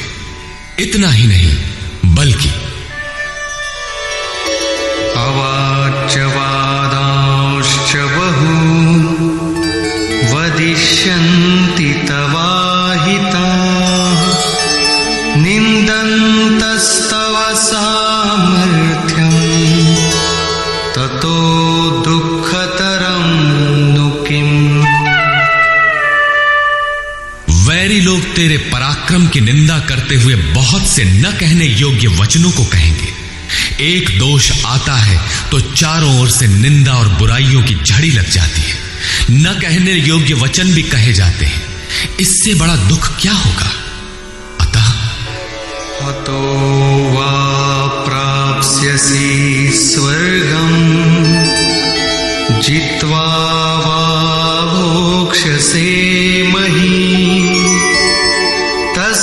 तस्मादुत्तिष्ठ कौन्तेय युद्धाय कृतनिश्चयः। इस युद्ध में मरोगे तो स्वर्ग प्राप्त करोगे, स्वर में विचरने की क्षमता रहेगी, श्वास से बाहर प्रकृति में विचरने की धाराएं निरुद्ध हो जाएंगी, परम देव परमात्मा में प्रवेश दिलाने वाली दैवी संपद हृदय में पूर्णतः प्रवाहित रहेगी, अथवा इस संघर्ष में जीतने पर महामहिम स्थिति को प्राप्त करोगे। इसलिए अर्जुन, युद्ध के लिए निश्चय करके खड़ा हो। प्रायः लोग इस श्लोक के अर्थ में समझते हैं कि इस युद्ध में मरोगे तो स्वर्ग जाओगे और जीतोगे तो पृथ्वी का भोग भोगोगे। किंतु आपको स्मरण होगा, अर्जुन कह चुका है, भगवान, पृथ्वी ही नहीं अपितु त्रैलोक्य के साम्राज्य और देवताओं के स्वामीपन अर्थात इंद्र पद प्राप्त होने पर भी मैं उस उपाय को नहीं देखता जो इंद्रियों को सुखाने वाले मेरे शोक को दूर कर सके। यदि इतना ही मिलना है तो गोविंद, मैं युद्ध कदापि नहीं करूंगा। यदि इतने पर भी श्री कृष्ण कहते कि अर्जुन लड़ो, जीतोगे तो पृथ्वी पा जाओगे, हारोगे तो स्वर्ग के नागरिक बन जाओगे, तो श्री कृष्ण देते ही क्या है? अर्जुन इससे आगे का सत्य, श्रेय, परम कल्याण की कामना वाला शिष्य था, जिसे सद्गुरुदेव श्री कृष्ण ने बताया कि क्षेत्रज्ञ के इस संघर्ष में यदि शरीर का समय पूरा हो जाता है और लक्ष्य तक नहीं पहुंच सके तो स्वर्ग प्राप्त करोगे, अर्थात स्वर में ही विचरण करने की क्षमता प्राप्त कर लोगे। दैवी संपत्ति हृदय में ढल जाएगी और इस शरीर के रहते रहते संघर्ष में सफल हो जाते हो तो महिम, सबसे महान ब्रह्म की महिमा का उपभोग करोगे, महामहिम की स्थिति प्राप्त कर लोगे। जीतोगे तो सर्वस्व, क्योंकि महामहिमत्व को पाओगे, और हारोगे तो देवत्व। दोनों हाथों में लड्डू रहेंगे, लाभ में भी लाभ और हानि में भी लाभ ही है। पुनः इसी पर बल देते हैं, सुख दुखे समे कृत्वा लाभालाभो जया जयौ ततो युद्धाय युज्यस्व नैवं पापमवाप्स्यसि। इस प्रकार सुख दुख, लाभ हानि, जय पराजय को समान समझकर तू युद्ध के लिए तैयार हो। युद्ध करने से तू पाप को प्राप्त नहीं होगा, अर्थात सुख में सर्वस्व और दुख में भी देवत्व है, लाभ में महिम की स्थिति अर्थात सर्वस्व और हानि में भी देवत्व है, जय में महामहिम स्थिति और पराजय में भी दैवी संपत्ति पर अधिकार है। इस प्रकार अपने लाभ हानि को भली प्रकार स्वयं समझकर तू युद्ध के लिए तैयार हो। लड़ने में ही दोनों वस्तुएं हैं, लड़ोगे तो पाप अर्थात आवागमन को प्राप्त नहीं होगे, अतः तू युद्ध के लिए तैयार हो। एषा ते विहिता सांख्ये बुद्धिर्योगे त्विमां शृणु बुद्ध्या युक्तो यया पार्थ कर्मबन्धं प्रहास्यसि। पार्थ, ये बुद्धि तेरे लिए ज्ञान योग के विषय में कही गई है। कौन सी बुद्धि? यही कि युद्ध कर। ज्ञान योग में इतना ही है कि अपनी हस्ती को देखकर लाभ हानि का भली प्रकार विचार करके कि जीतेंगे तो महामहिम स्थिति और हारेंगे तो देवत्व, जय में सर्वस्व और पराजय में भी देवत्व, दोनों तरह लाभ है। युद्ध नहीं करेंगे तो सभी हमें बुरा कहेंगे, भय से उपराम हुआ मानेंगे, अपकीर्ति होगी। इस प्रकार अपने अस्तित्व को सामने रखकर स्वयं विचार कर युद्ध में अग्रसर होना ही ज्ञान योग है। प्रायः लोगों में भ्रांति है कि ज्ञान मार्ग में कर्म युद्ध नहीं करना पड़ता। वे कहते हैं कि ज्ञान मार्ग में कर्म नहीं है, मैं तो शुद्ध हूं, बुद्ध हूं, चैतन्य हूं, अहम ब्रह्मास्मि। गुण ही गुण में बरतते हैं, ऐसा मानकर हाथ पर हाथ रखकर बैठ जाते हैं। योगेश्वर श्री कृष्ण के अनुसार ये ज्ञान योग नहीं है। ज्ञान योग में भी वही कर्म करना है जो निष्काम कर्म योग में किया जाता है। दोनों में केवल बुद्धि का, दृष्टिकोण का अंतर है। ज्ञान मार्गी अपनी स्थिति समझकर अपने पर निर्भर होकर कर्म करता है, जबकि निष्काम कर्मयोगी इष्ट के आश्रित होकर कर्म करता है। करना दोनों मार्गों में है और वो कर्म भी एक ही है जिसे दोनों मार्गों में किया जाना है। केवल कर्म करने के दृष्टिकोण दो हैं। अर्जुन, इसी बुद्धि को अब तू कर्म योग के विषय में सुन, जिससे युक्त हुआ तू कर्मों के बंधन का अच्छी तरह नाश करेगा। यहां श्री कृष्ण ने कर्म का नाम पहली बार लिया, लेकिन यह नहीं बताया कि कर्म है क्या। अब कर्म न बताकर पहले कर्म की विशेषताओं पर प्रकाश डालते हैं।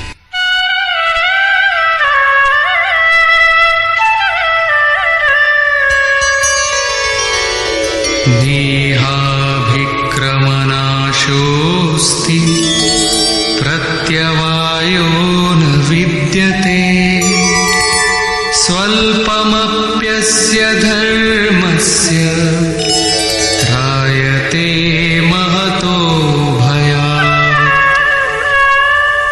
इस निष्काम कर्मयोग में आरंभ का अर्थात बीज का नाश नहीं होता, सीमित फल रूपी दोष नहीं है। इसलिए इस निष्काम कर्म का, इस कर्म से संपादित धर्म का थोड़ा भी साधन जन्म मृत्यु रूपी महान भय से उद्धार कर देता है। आप इस कर्म को समझें और उस पर 2 कदम चल भर दें, जो सदगृहस्थ आश्रम में रहकर ही चला जा सकता है। साधक तो चलते ही हैं। बीज भर डाल दें तो अर्जुन, बीज का नाश नहीं होता। प्रकृति में कोई क्षमता नहीं, ऐसा कोई अस्त्र नहीं कि उस सत्य को मिटा दे। प्रकृति केवल आवरण डाल सकती है, कुछ देर कर सकती है, किंतु साधन के आरंभ को मिटा नहीं सकती। आगे श्री कृष्ण ने बताया कि सभी पापियों से भी बड़ा पापी ही क्यों न हो, ज्ञान रूपी नौका द्वारा निस्संदेह पार हो जाएगा।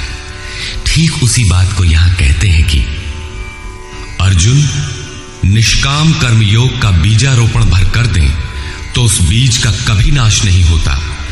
विपरीत फल रूपी दोष भी इसमें नहीं होता कि आपको स्वर्ग, रिद्धियों या सिद्धियों तक पहुंचाकर छोड़ दे। आप ये साधन भले छोड़ दें, किंतु यह साधन आपका उद्धार करके ही छोड़ेगा। इस निष्काम कर्मयोग का थोड़ा सा भी साधन जन्म मृत्यु के महान भय से उद्धार कर देता है। अनेक जन्म संसिद्धस्ततो याति पराम गतिम। कर्म का यह बीजारोपण अनेक जन्म के पश्चात वहीं खड़ा कर देगा जहां परम धाम है, परम गति है। इसी क्रम में आगे कहते हैं, व्यवसायात्मिका बुद्धि एकेह कुरु नंदन बहुशाखा ह्यनन्ताश्च बुद्धयो व्यवसायिनाम्। अर्जुन, इस निष्काम कर्म योग में क्रियात्मक बुद्धि एक ही है, क्रिया एक है और परिणाम एक ही है। आत्मिक संपत्ति ही स्थिर संपत्ति है। इस संपत्ति को प्रकृति के द्वंद्व में शनैः शनैः अर्जित करना व्यवसाय है। यह व्यवसाय अथवा निश्चयात्मक क्रिया भी एक ही है। तब तो जो लोग बहुत सी क्रियाएं बताते हैं, क्या वे भजन नहीं करते? श्री कृष्ण कहते हैं, हां, वे भजन नहीं करते। उन पुरुषों की बुद्धि अनंत शाखाओं वाली होती है, इसलिए अनंत क्रियाओं का विस्तार कर लेते हैं।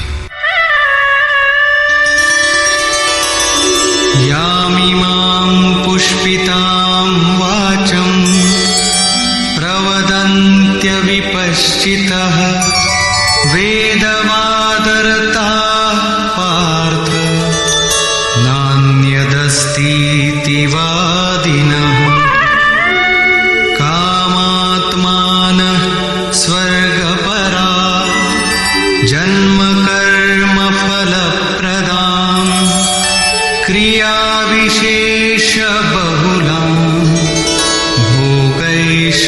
दैत्यगतिं प्रति।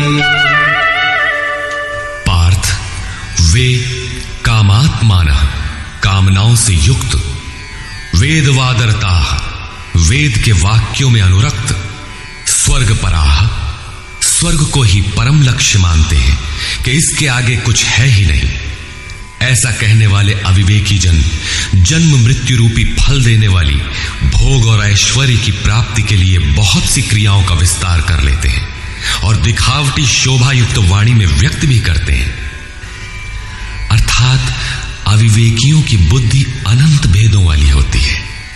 वे फल वाले वाक्य में ही अनुरक्त रहते हैं, वेद के वाक्यों को ही प्रमाण मानते हैं, स्वर्ग को ही श्रेष्ठ मानते हैं।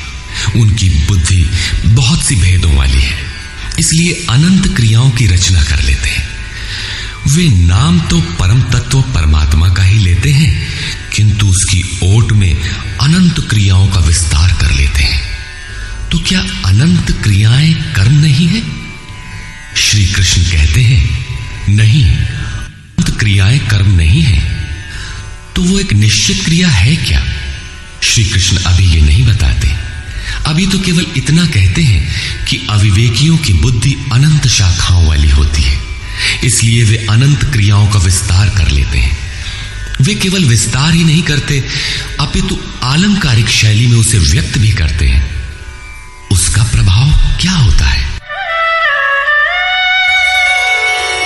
भोगैश्वर्य प्रसक्तानां तया परितचेतसां व्यवसायात्मिका बुद्धिः समाधौ न विधीयते। उनकी वाणी की छाप जिन जिन के चित्त पर पड़ जाती है अर्जुन, उनकी भी बुद्धि नष्ट हो जाती है, न कि वे कुछ पाते हैं। उस वाणी द्वारा हरे हुए चित्त वालों के और भोग ऐश्वर्य में आसक्ति वाले पुरुषों के अंतःकरण में क्रियात्मक बुद्धि नहीं रह जाती। इष्ट में समाधिस्थ करने वाली निश्चयात्मक क्रिया उनमें नहीं होती। ऐसे अविवेकियों की वाणी सुनता कौन है? भोग और ऐश्वर्य में आसक्ति वाले ही सुनते हैं, अधिकारी नहीं सुनता। ऐसे पुरुषों में सम और आदि तत्व में प्रवेश दिलाने वाली निश्चयात्मक क्रिया से संयुक्त बुद्धि नहीं होती। प्रश्न उठता है कि वेद वादरता, जो वेद के वचनों में अनुरक्त हैं, क्या वे भी भूल करते हैं? इस पर श्री कृष्ण कहते हैं, त्रैगुण्य विषया वेदा निस्त्रैगुण्यो भवार्जुन निर्द्वन्द्वो नित्यसत्त्वस्थो निर्योगक्षेम आत्मवान्। अर्जुन, त्रैगुण्य विषया वेदा, वेद तीनों गुणों तक ही प्रकाश करते हैं, इसके आगे का हाल वे नहीं जानते। इसलिए निस्त्रय गुण्यो भव अर्जुन, अर्जुन तू तीनों गुणों से ऊपर उठ, अर्थात वेदों के कार्य क्षेत्र से आगे बढ़। कैसे बढ़ा जाए? इस पर श्री कृष्ण कहते हैं, निर्द्वंद्व, सुख दुख के द्वंद्वों से रहित, नित्य सत्य वस्तु में स्थित और योग क्षेम को न चाहता हुआ आत्मपरायण हो। इस प्रकार ऊपर उठ। प्रश्न उठता है कि हम ही उठें या कोई वेदों से ऊपर उठा भी है? श्री कृष्ण बताते हैं कि आगे जो भी उठता है ब्रह्म को जानता है, और जो ब्रह्म को जानता है वो विप्र है। यावानर्थ उदपाने सर्वतः संप्लुतोदके तावान् सर्वेषु वेदेषु ब्राह्मणस्य विजानतः। सब ओर से परिपूर्ण जलाशय को प्राप्त होने पर मनुष्य का छोटे जलाशय से जितना प्रयोजन रहता है, अच्छी प्रकार ब्रह्म को जानने वाले ब्राह्मण का वेदों से उतना ही प्रयोजन रहता है। तात्पर्य यह है कि जो वेदों से ऊपर उठता है वो ब्रह्म को जानता है, वही ब्राह्मण है। अर्थात तू वेदों से ऊपर उठ, ब्राह्मण बन। अर्जुन क्षत्रिय था। श्री कृष्ण कहते हैं कि ब्राह्मण, क्षत्रिय इत्यादि वर्ण स्वभाव की क्षमताओं के नाम है। ये कर्म प्रधान है, न कि जन्म से निर्धारित होने वाली कोई रूढ़ी। जिसे गंगा की धारा प्राप्त है, उसे क्षुद्र जलाशय से क्या प्रयोजन। कोई उसमें शौच लेता है तो कोई पशुओं को नहला देता है, इसके आगे कोई उपयोग नहीं है।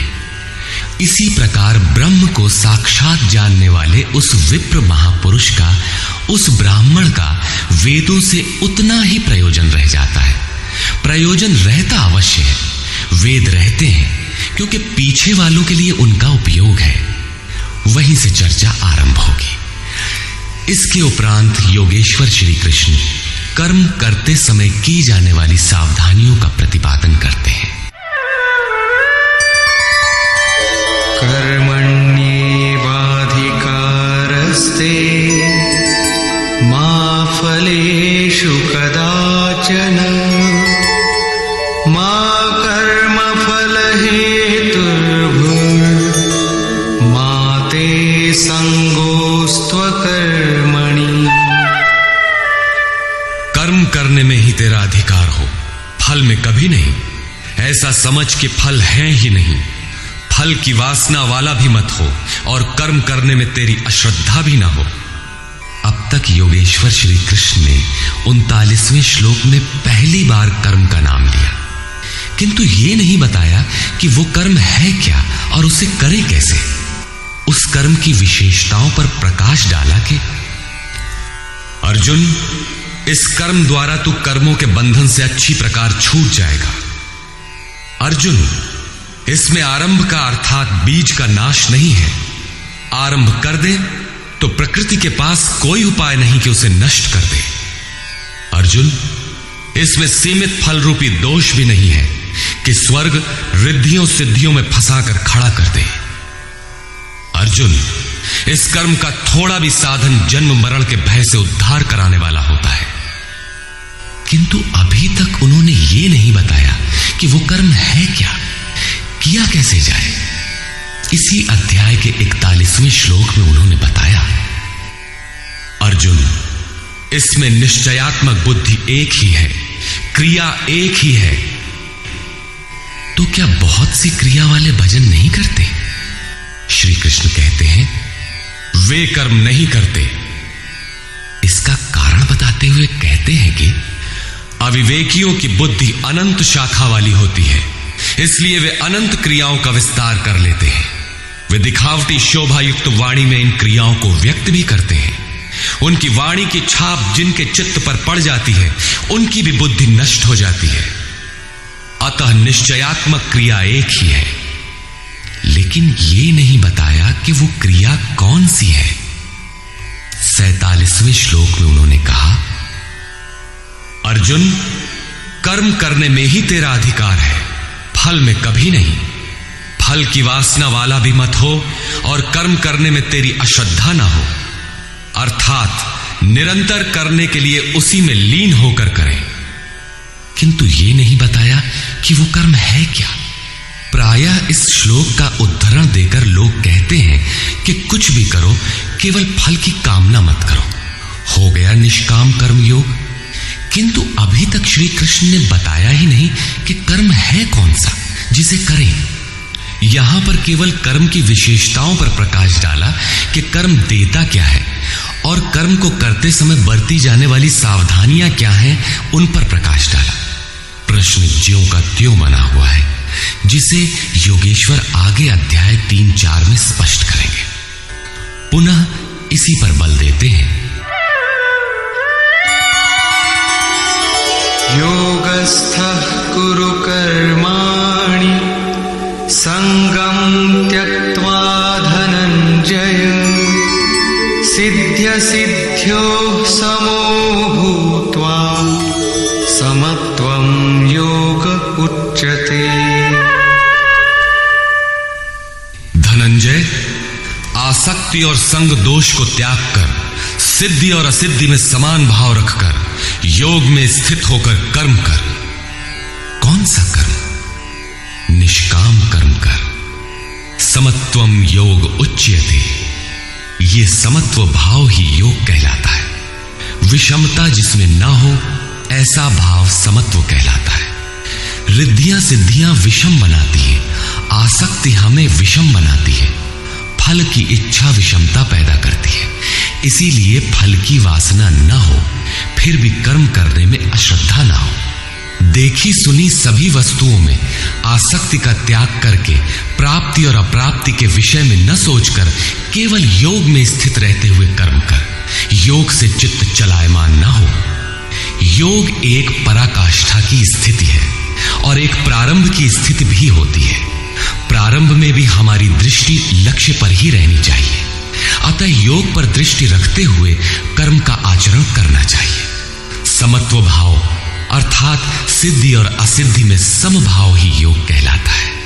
जिसको सिद्धि और असिद्धि विचलित नहीं कर पाती, विषमता जिसमें पैदा नहीं होती, ऐसा भाव होने के कारण यह समत्व योग कहलाता है। ये इष्ट से समत्व दिलाता है, इसीलिए इसे समत्व योग कहते हैं।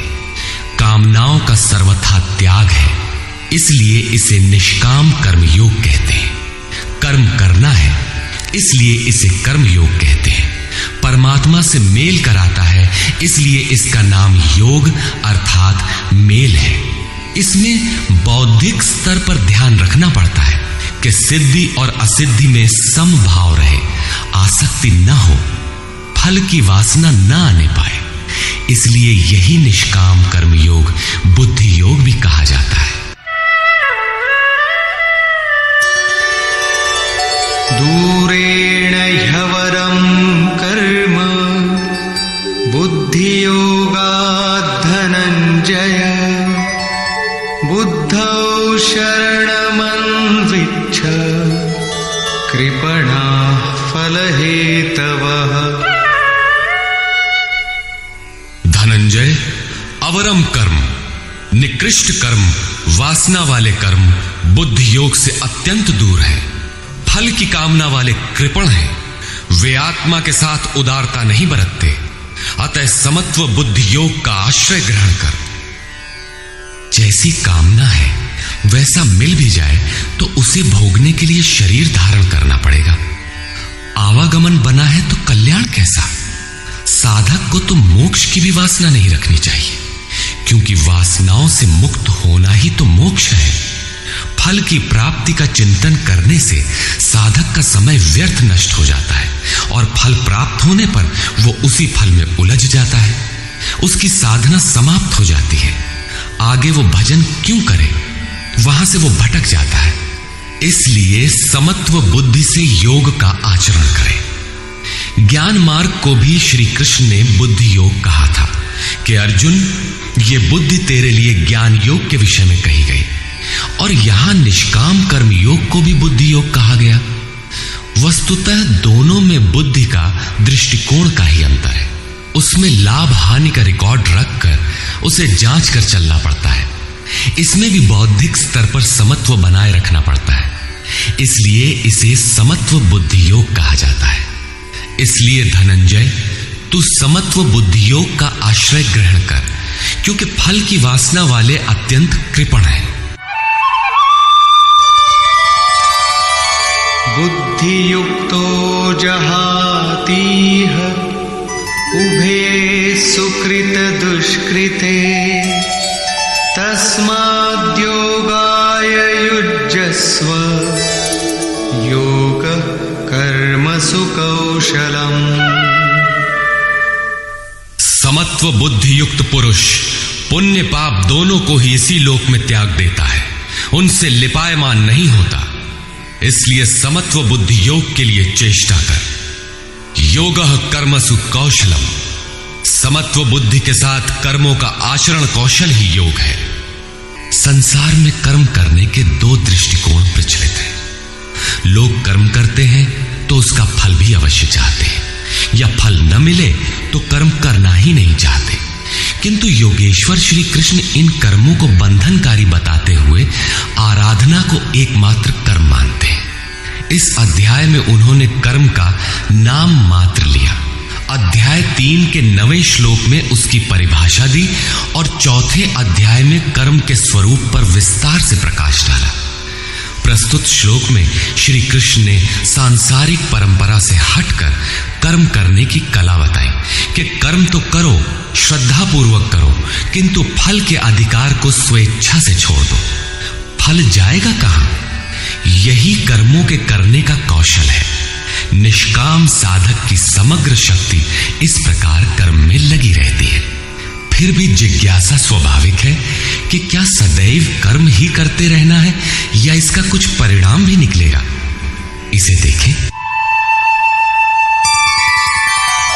कर्मजं बुद्धियुक्ता हि फलं त्यक्त्वा मनीषिणः जन्मबन्ध विनिर्मुक्ताः पदं गच्छन्त्यनामयम्। बुद्धि योग से युक्त ज्ञानी जन कर्मों से उत्पन्न होने वाले फल को त्याग कर जन्म और मृत्यु के बंधन से छूट जाते हैं। वे निर्दोष अमृतमय परम पद को प्राप्त होते हैं। अर्जुन की दृष्टि त्रिलोकी के साम्राज्य तथा देवताओं के स्वामीपन तक ही सीमित थी। इतने तक के लिए भी वो युद्ध में प्रवृत्त नहीं हो रहा था।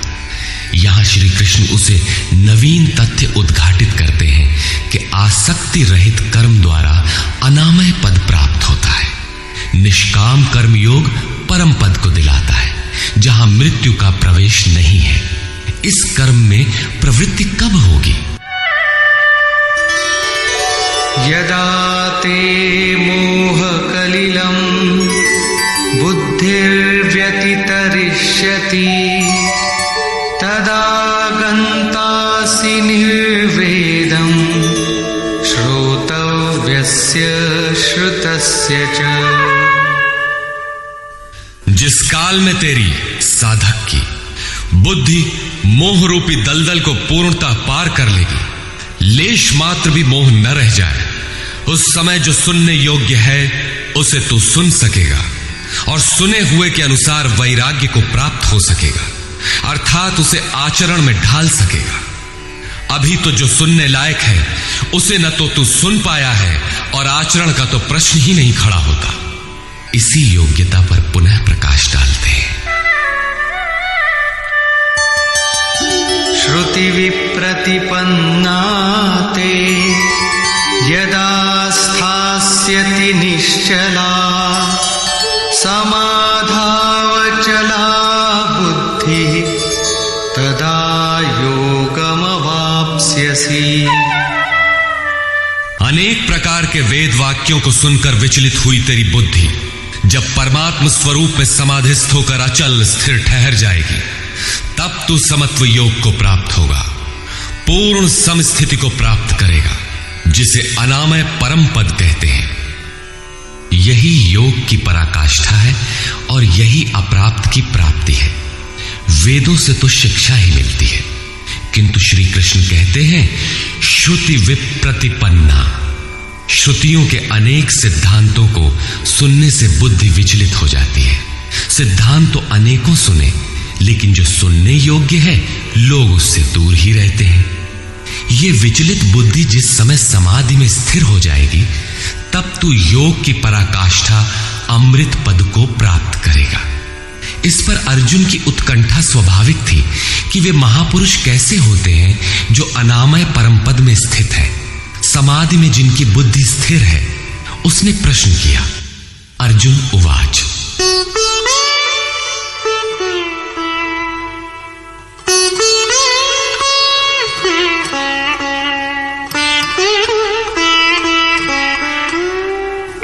स्थितप्रज्ञस्य का भाषा समाधिस्थस्य केशव स्थितधिः किं प्रभाषेत किमासीत व्रजेत किम्। समाधीयते चित्तम यस्मिन् स आत्मा एव समाधिः। जिसमें चित्त का समाधान किया जाए वो आत्मा ही समाधि है। अनादि तत्व में जो समत्व प्राप्त कर ले उसे समाधिस्थ कहते हैं। अर्जुन ने पूछा, केशव, समाधिस्थ स्थिर बुद्धि वाले महापुरुष के क्या लक्षण हैं? स्थित प्रज्ञ पुरुष कैसे बोलता है, वो कैसे बैठता है, वो कैसे चलता है? 4 प्रश्न अर्जुन ने किए। इस पर भगवान श्री कृष्ण ने स्थित प्रज्ञ के लक्षण बताते हुए कहा, श्री भगवान उवाच,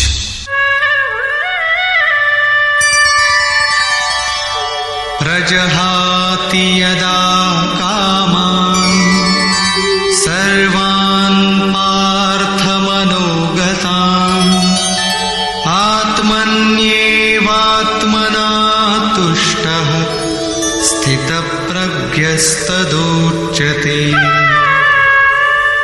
पार्थ, जब मनुष्य मन में स्थित संपूर्ण कामनाओं को त्याग देता है, तब वो आत्मा से ही आत्मा में संतुष्ट हुआ स्थिर बुद्धि वाला कहा जाता है। कामनाओं के त्याग पर ही आत्मा का दिग्दर्शन होता है। ऐसा आत्माराम आत्मतृप्त महापुरुष ही स्थित प्रज्ञ है। दुःखेष्वनुद्विग्नमनाः सुखेषु विगतस्पृहः वीतरागभयक्रोधः स्थितधीर्मुनिरुच्यते। दैहिक, दैविक तथा भौतिक दुखों में जिसका मन उद्विग्न नहीं होता, सुखों की प्राप्ति में जिसकी स्पृहा दूर हो गई है तथा जिसके राग, भय और क्रोध नष्ट हो गए हैं, मननशीलता की चरम सीमा पर पहुंचा हुआ मुनि स्थित प्रज्ञ कहा जाता है। उसके अन्य लक्षण बताते हैं। यः सर्वत्रानभिस्नेहः तत्तत्प्राप्य शुभाशुभम् नाभिनन्दति न द्वेष्टि तस्य प्रज्ञा प्रतिष्ठिता। जो पुरुष सर्वत्र स्नेह रहित हुआ, शुभ अथवा अशुभ को प्राप्त होकर न तो प्रसन्न होता है और न द्वेष करता है, उसकी बुद्धि स्थिर है। शुभ वो है जो परमात्म स्वरूप में लगाता है, अशुभ वो है जो प्रकृति की ओर ले जाने वाला होता है। किंतु स्थित प्रज्ञ पुरुष अनुकूल परिस्थितियों से न प्रसन्न होता है और न प्रतिकूल परिस्थितियों से द्वेष करता है, क्योंकि प्राप्त होने योग्य वस्तु न उससे भिन्न है और न पतित करने वाले विकार ही उसके लिए है। अर्थात अब साधन से उसका अपना कोई प्रयोजन नहीं रहा। ऐसा व्यक्ति स्थित प्रज्ञ कहा जाता है। यदा संहरते चायं कूर्मोऽङ्गानीव सर्वशः इन्द्रियाणीन्द्रियार्थेभ्यः तस्य प्रज्ञा प्रतिष्ठिता। जिस प्रकार कछुआ अपने अंगों को समेट लेता है, ठीक वैसे ही ये पुरुष जब सब ओर से अपने अंगों को समेट लेता है, तब उसकी बुद्धि स्थिर होती है। खतरे को देखते ही कछुआ जिस प्रकार अपने सिर और पैर समेट लेता है, ठीक इसी प्रकार जो पुरुष विषयों में विचरती हुई इंद्रियों को सब ओर से समेटकर हृदय देश में निरोध कर लेता है, उस काल में उस पुरुष की बुद्धि स्थिर होती है। किंतु ये तो एक दृष्टांत मात्र है। खतरे का एहसास मिटते ही कछुआ तो अपने अंगों को पुनः फैला देता है। क्या इसी प्रकार स्थित प्रज्ञ महापुरुष भी विषयों में रस लेने लगता है? इस पर कहते हैं, विषया विनिवर्तन्ते निराहारस्य देहिनः रसवर्जं रसोऽप्यस्य परं दृष्ट्वा निवर्तते। इंद्रियों द्वारा विषयों को न ग्रहण करने वाले पुरुषों के विषय तो निवृत्त हो जाते हैं, क्योंकि वे ग्रहण ही नहीं करते, किंतु उनका राग नहीं निवृत्त होता, आसक्ति लगी रहती है। संपूर्ण इंद्रियों को विषयों से समेटने वाले निष्काम कर्मी का राग भी परम दृष्टवा, परम तत्व परमात्मा का साक्षात्कार करके निवृत्त हो जाता है। महापुरुष कछुए की तरह अपनी इंद्रियों को विषयों में नहीं फैलाता। एक बार जब इंद्रियां सिमट गईं तो संस्कार ही मिट जाते हैं, पुनः वे नहीं निकलते। निष्काम कर्मयोग के आचरण द्वारा परमात्मा के प्रत्यक्ष दर्शन के साथ उस पुरुष का विषयों से राग भी निवृत्त हो जाता है। प्रायः चिंतन पथ में हठ करते हैं। हठ से इंद्रियों को रोककर वे विषय से तो निवृत्त हो जाते हैं, किंतु मन में उनका चिंतन राग लगा रहता है।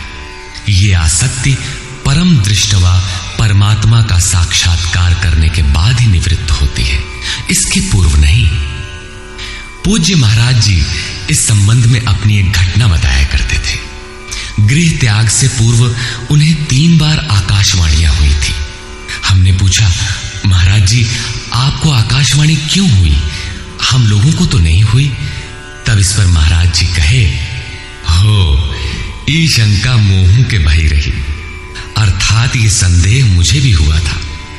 तब अनुभव में आया कि मैं 7 जन्म से लगातार साधु हूं।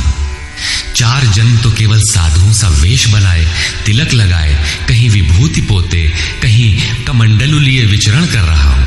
योग क्रिया की जानकारी नहीं थी, लेकिन पिछले 3 जन्म से बढ़िया साधु हूं, जैसा होना चाहिए। मुझ में योग क्रिया जागृत थी। पिछले जन्म में पार लग चला था, निवृत्ति हो चली थी, किंतु 2 इच्छाएं रह गई थी, एक तो स्त्री और दूसरी गांजा। अंतर मन में इच्छाएं थीं, किंतु बाहर से हमने शरीर को दृढ़ रखा। मन में वासना लगी थी, इसलिए जन्म लेना पड़ा। जन्म लेते ही भगवान ने थोड़े ही समय में सब दिखा सुनाकर निवृत्ति दिला दी। 2-3 चटकना दिया और साधु बना दिया। ठीक यही बात श्री कृष्ण कहते हैं कि इंद्रियों द्वारा विषयों को न ग्रहण करने वाले पुरुष के भी विषय तो निवृत्त हो जाते हैं, किंतु साधना द्वारा परम पुरुष परमात्मा का साक्षात्कार कर लेने पर वो विषयों के राग से भी निवृत्त हो जाता है।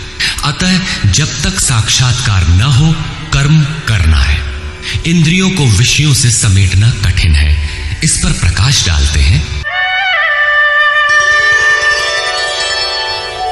यततो ह्यपि कौन्तेय पुरुषस्य विपश्चितः इंद्रियाणि प्रमाथीनि हरन्ति प्रसभं मनः।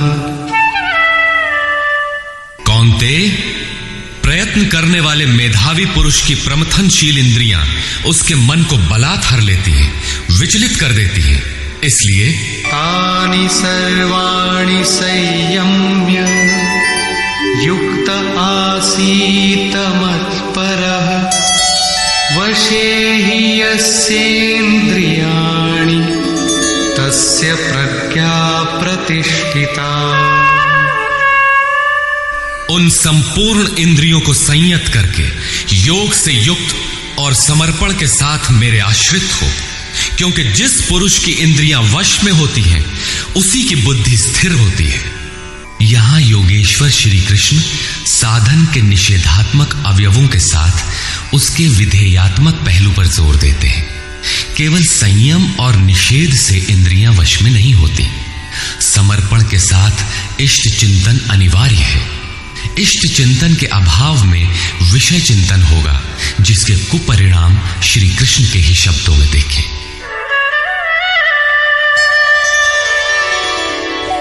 ध्यायतो विषयान् पुंसः संगस्तेषूपजायते संगात् संजायते कामः कामात् क्रोधोऽभिजायते।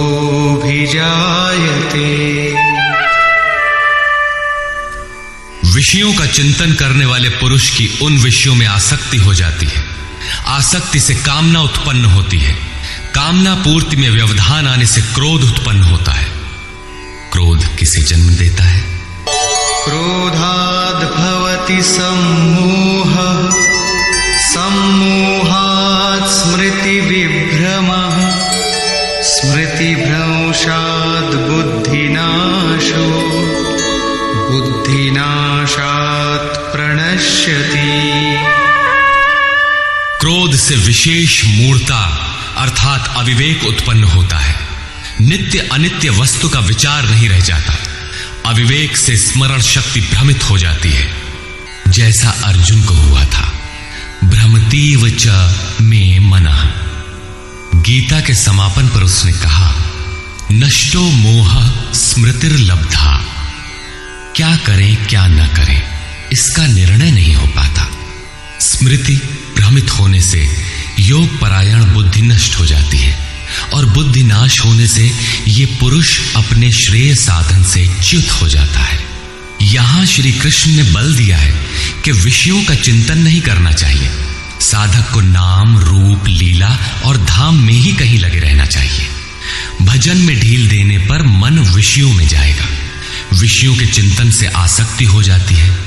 आसक्ति से उस विषय की कामना साधक के अंतर मन में होने लगती है। कामना की पूर्ति में व्यवधान होने पर क्रोध, क्रोध से अविवेक, अविवेक से स्मृति भ्रम और स्मृति भ्रम से बुद्धि नष्ट हो जाती है। निष्काम कर्म योग को बुद्धि योग कहा जाता है, क्योंकि बुद्धि स्तर पर इसमें विचार रखना चाहिए कि कामनाएं न आने पाए, फल है ही नहीं।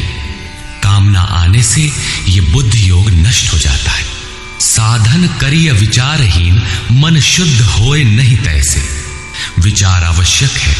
विचार शून्य पुरुष श्रेय साधन से नीचे गिर जाता है। साधन क्रम टूट जाता है, सर्वथा नष्ट नहीं होता। भोग के पश्चात साधन वहीं से पुनः आरंभ होता है जहां अवरुद्ध हुआ था। ये तो विषयाभिमुख साधक की गति है। स्वाधीन अंतःकरण वाला साधक किस गति को प्राप्त होता है, इस पर श्री कृष्ण कहते हैं, रागद्वेष वियुक्तैस्तु विषयान् इन्द्रियैश्चरन् आत्मवश्यैर्विधेयात्मा प्रसादमधिगच्छति। आत्मा की विधि को प्राप्त प्रत्यक्षदर्शी महापुरुष राग द्वेष से रहित, वश में की हुई अपनी इंद्रियों द्वारा विषयान चरण, विषयों में विचरता हुआ भी प्रसाद मधिगच्छति, अंतःकरण की निर्मलता को प्राप्त होता है। वो अपनी भाव दृष्टि में रहता है। महापुरुष के लिए विधि निषेध नहीं रह जाते, उसके लिए कहीं अशुभ नहीं रहता जिससे वो बचाव करे, तथा उसके लिए कोई शुभ शेष नहीं रह जाता जिसकी वो कामना करे।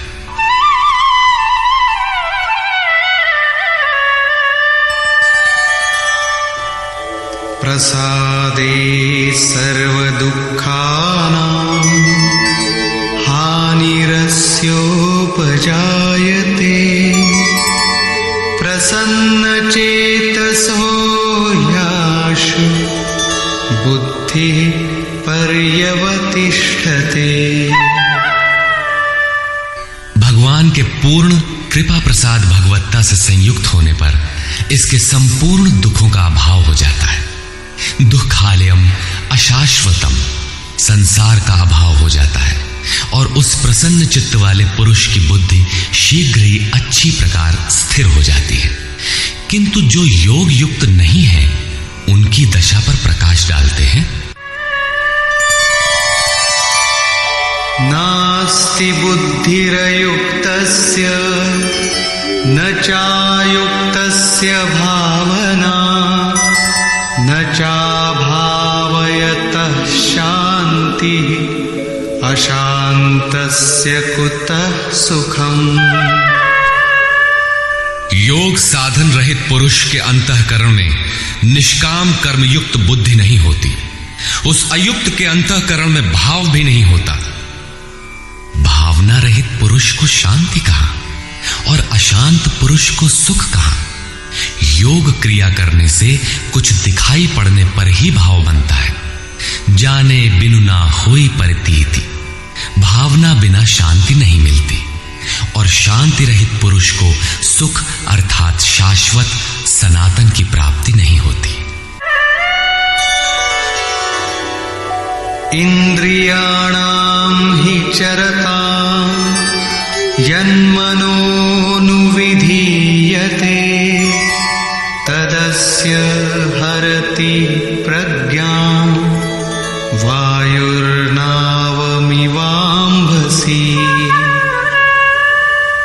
जल में नाव को जिस प्रकार वायु हरण करके गंतव्य से दूर कर देता है, ठीक वैसे ही विषयों में विचरण करती हुई इंद्रियों में जिस इंद्रिय के साथ मन रहता है, वो एक ही इंद्रिय उस अयुक्त पुरुष की बुद्धि को हर लेती है। अतः योग का आचरण अनिवार्य है। क्रियात्मक आचरण पर श्री कृष्ण पुनः बल देते हैं। तस्माद्यस्य महाबाहो निगृहीतानि सर्वशः इंद्रियाणीन्द्रियार्थेभ्यः तस्य प्रज्ञा प्रतिष्ठिता। इससे हे महाबाहो, जिस पुरुष की इंद्रियां इंद्रियों के विषयों से सर्वथा वश में की हुई होती हैं, उसकी बुद्धि स्थिर होती है। बाहु कार्य क्षेत्र का प्रतीक है। भगवान महाबाहु एवं आजानुबाहु कहे जाते हैं। वे बिना हाथ पैर के सर्वत्र कार्य करते हैं। उनमें जो प्रवेश पाता है या जो उसी भगवत्ता की ओर अग्रसर है, वो भी महाबाहु है। श्री कृष्ण और अर्जुन दोनों को महाबाहु कहा गया है। या निशा सर्वभूतानां तस्यां जागर्ति संयमी यस्यां जागृति भूतानि सा निशा पश्यतो मुनि। संपूर्ण भूत प्राणियों के लिए वो परमात्मा रात्रि के तुल्य है, क्योंकि दिखाई नहीं देता, न विचार ही काम करता है, इसलिए रात्रि सदृश है। उस रात्रि में परमात्मा में संयमी पुरुष भली प्रकार देखता है, चलता है, जागता है, क्योंकि वहां उसकी पकड़ है। योगी इंद्रियों के संयम द्वारा उसमें प्रवेश पा जाता है। जिन नाशवान सांसारिक सुख भोग के लिए संपूर्ण प्राणी रात दिन परिश्रम करते हैं, योगी के लिए वही निशा है। रमा विलासु राम अनुरागी तजत बमन जिमि जन बड़ भागी।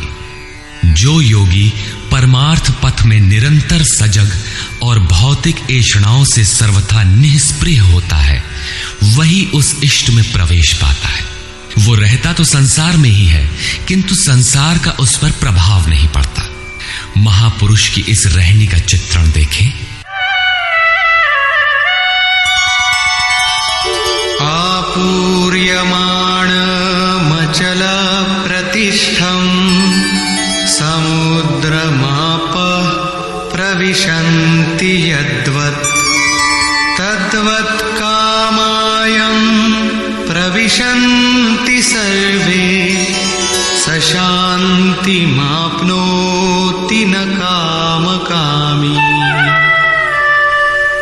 जैसे सब ओर से परिपूर्ण अचल प्रतिष्ठा वाले समुद्र में नदियों के जल उसको चलायमान न करते हुए बड़े वेग से उसमें समा जाते हैं, ठीक वैसे ही परमात्मा में स्थित प्रज्ञ पुरुष में संपूर्ण भोग विकार उत्पन्न किए बिना समा जाते हैं। ऐसा पुरुष परम शांति को प्राप्त होता है, न कि भोगों को चाहने वाला। भयंकर वेग से बहने वाली सहस्त्रों नदियों के स्रोत फसल को नष्ट करते हुए, हत्याएं करते हुए, नगरों को डुबाते हुए, हाहाकार मचाते हुए बड़े वेग से समुद्र में गिरते हैं, किंतु समुद्र को न 1 इंच ऊपर उठा पाते हैं और न गिरा ही पाते हैं, बल्कि उसी में समाहित हो जाते हैं। ठीक इसी प्रकार स्थित प्रज्ञ महापुरुष के प्रति संपूर्ण भोग उतने ही वेग से आते हैं, किंतु समाहित हो जाते हैं। उन महापुरुषों में न शुभ संस्कार डाल पाते हैं, न अशुभ। योगी के कर्म अशुक्ल और अकृष्ण होते हैं, क्योंकि जिस चित्त पर संस्कार पड़ते हैं उसका निरोध और विलीनीकरण हो गया। इसके साथ ही भगवत्ता की स्थिति आ गई। अब संस्कार पड़े भी तो कहां? इस एक ही श्लोक में श्री कृष्ण ने अर्जुन के कई प्रश्नों का समाधान कर दिया। उसकी जिज्ञासा थी कि स्थित प्रज्ञ महापुरुष के लक्षण क्या है, वो कैसे बोलता है, कैसे बैठता है, कैसे चलता है। श्री कृष्ण ने एक ही शब्द में उत्तर दिया कि वे समुद्रवत होते हैं। उनके लिए विधि निषेध नहीं होता कि ऐसे बैठो और ऐसे चलो। वे ही परम शांति को प्राप्त होते हैं, क्योंकि वे संयमी हैं। भोगों की कामना वाला शांति नहीं पाता। इसी पर पुनः बल देते हैं, विहाय कामान्यः सर्वान् पुमांश्चरति निःस्पृहः निर्ममो निरहंकारः स शान्तिमधिगच्छति। जो पुरुष संपूर्ण कामनाओं को त्याग कर निर्ममः, मैं और मेरे के भाव तथा अहंकार और स्पृहा से रहित होता हुआ बरतता है, वो उस परम शांति को प्राप्त होता है जिसके बाद कुछ भी पाना शेष नहीं रह जाता। एषा ब्राह्मी स्थितिः पार्थ नैनां प्राप्य विमुह्यति स्थित्वा स्यामन्तकालेऽपि ब्रह्मनिर्वाणमृच्छति।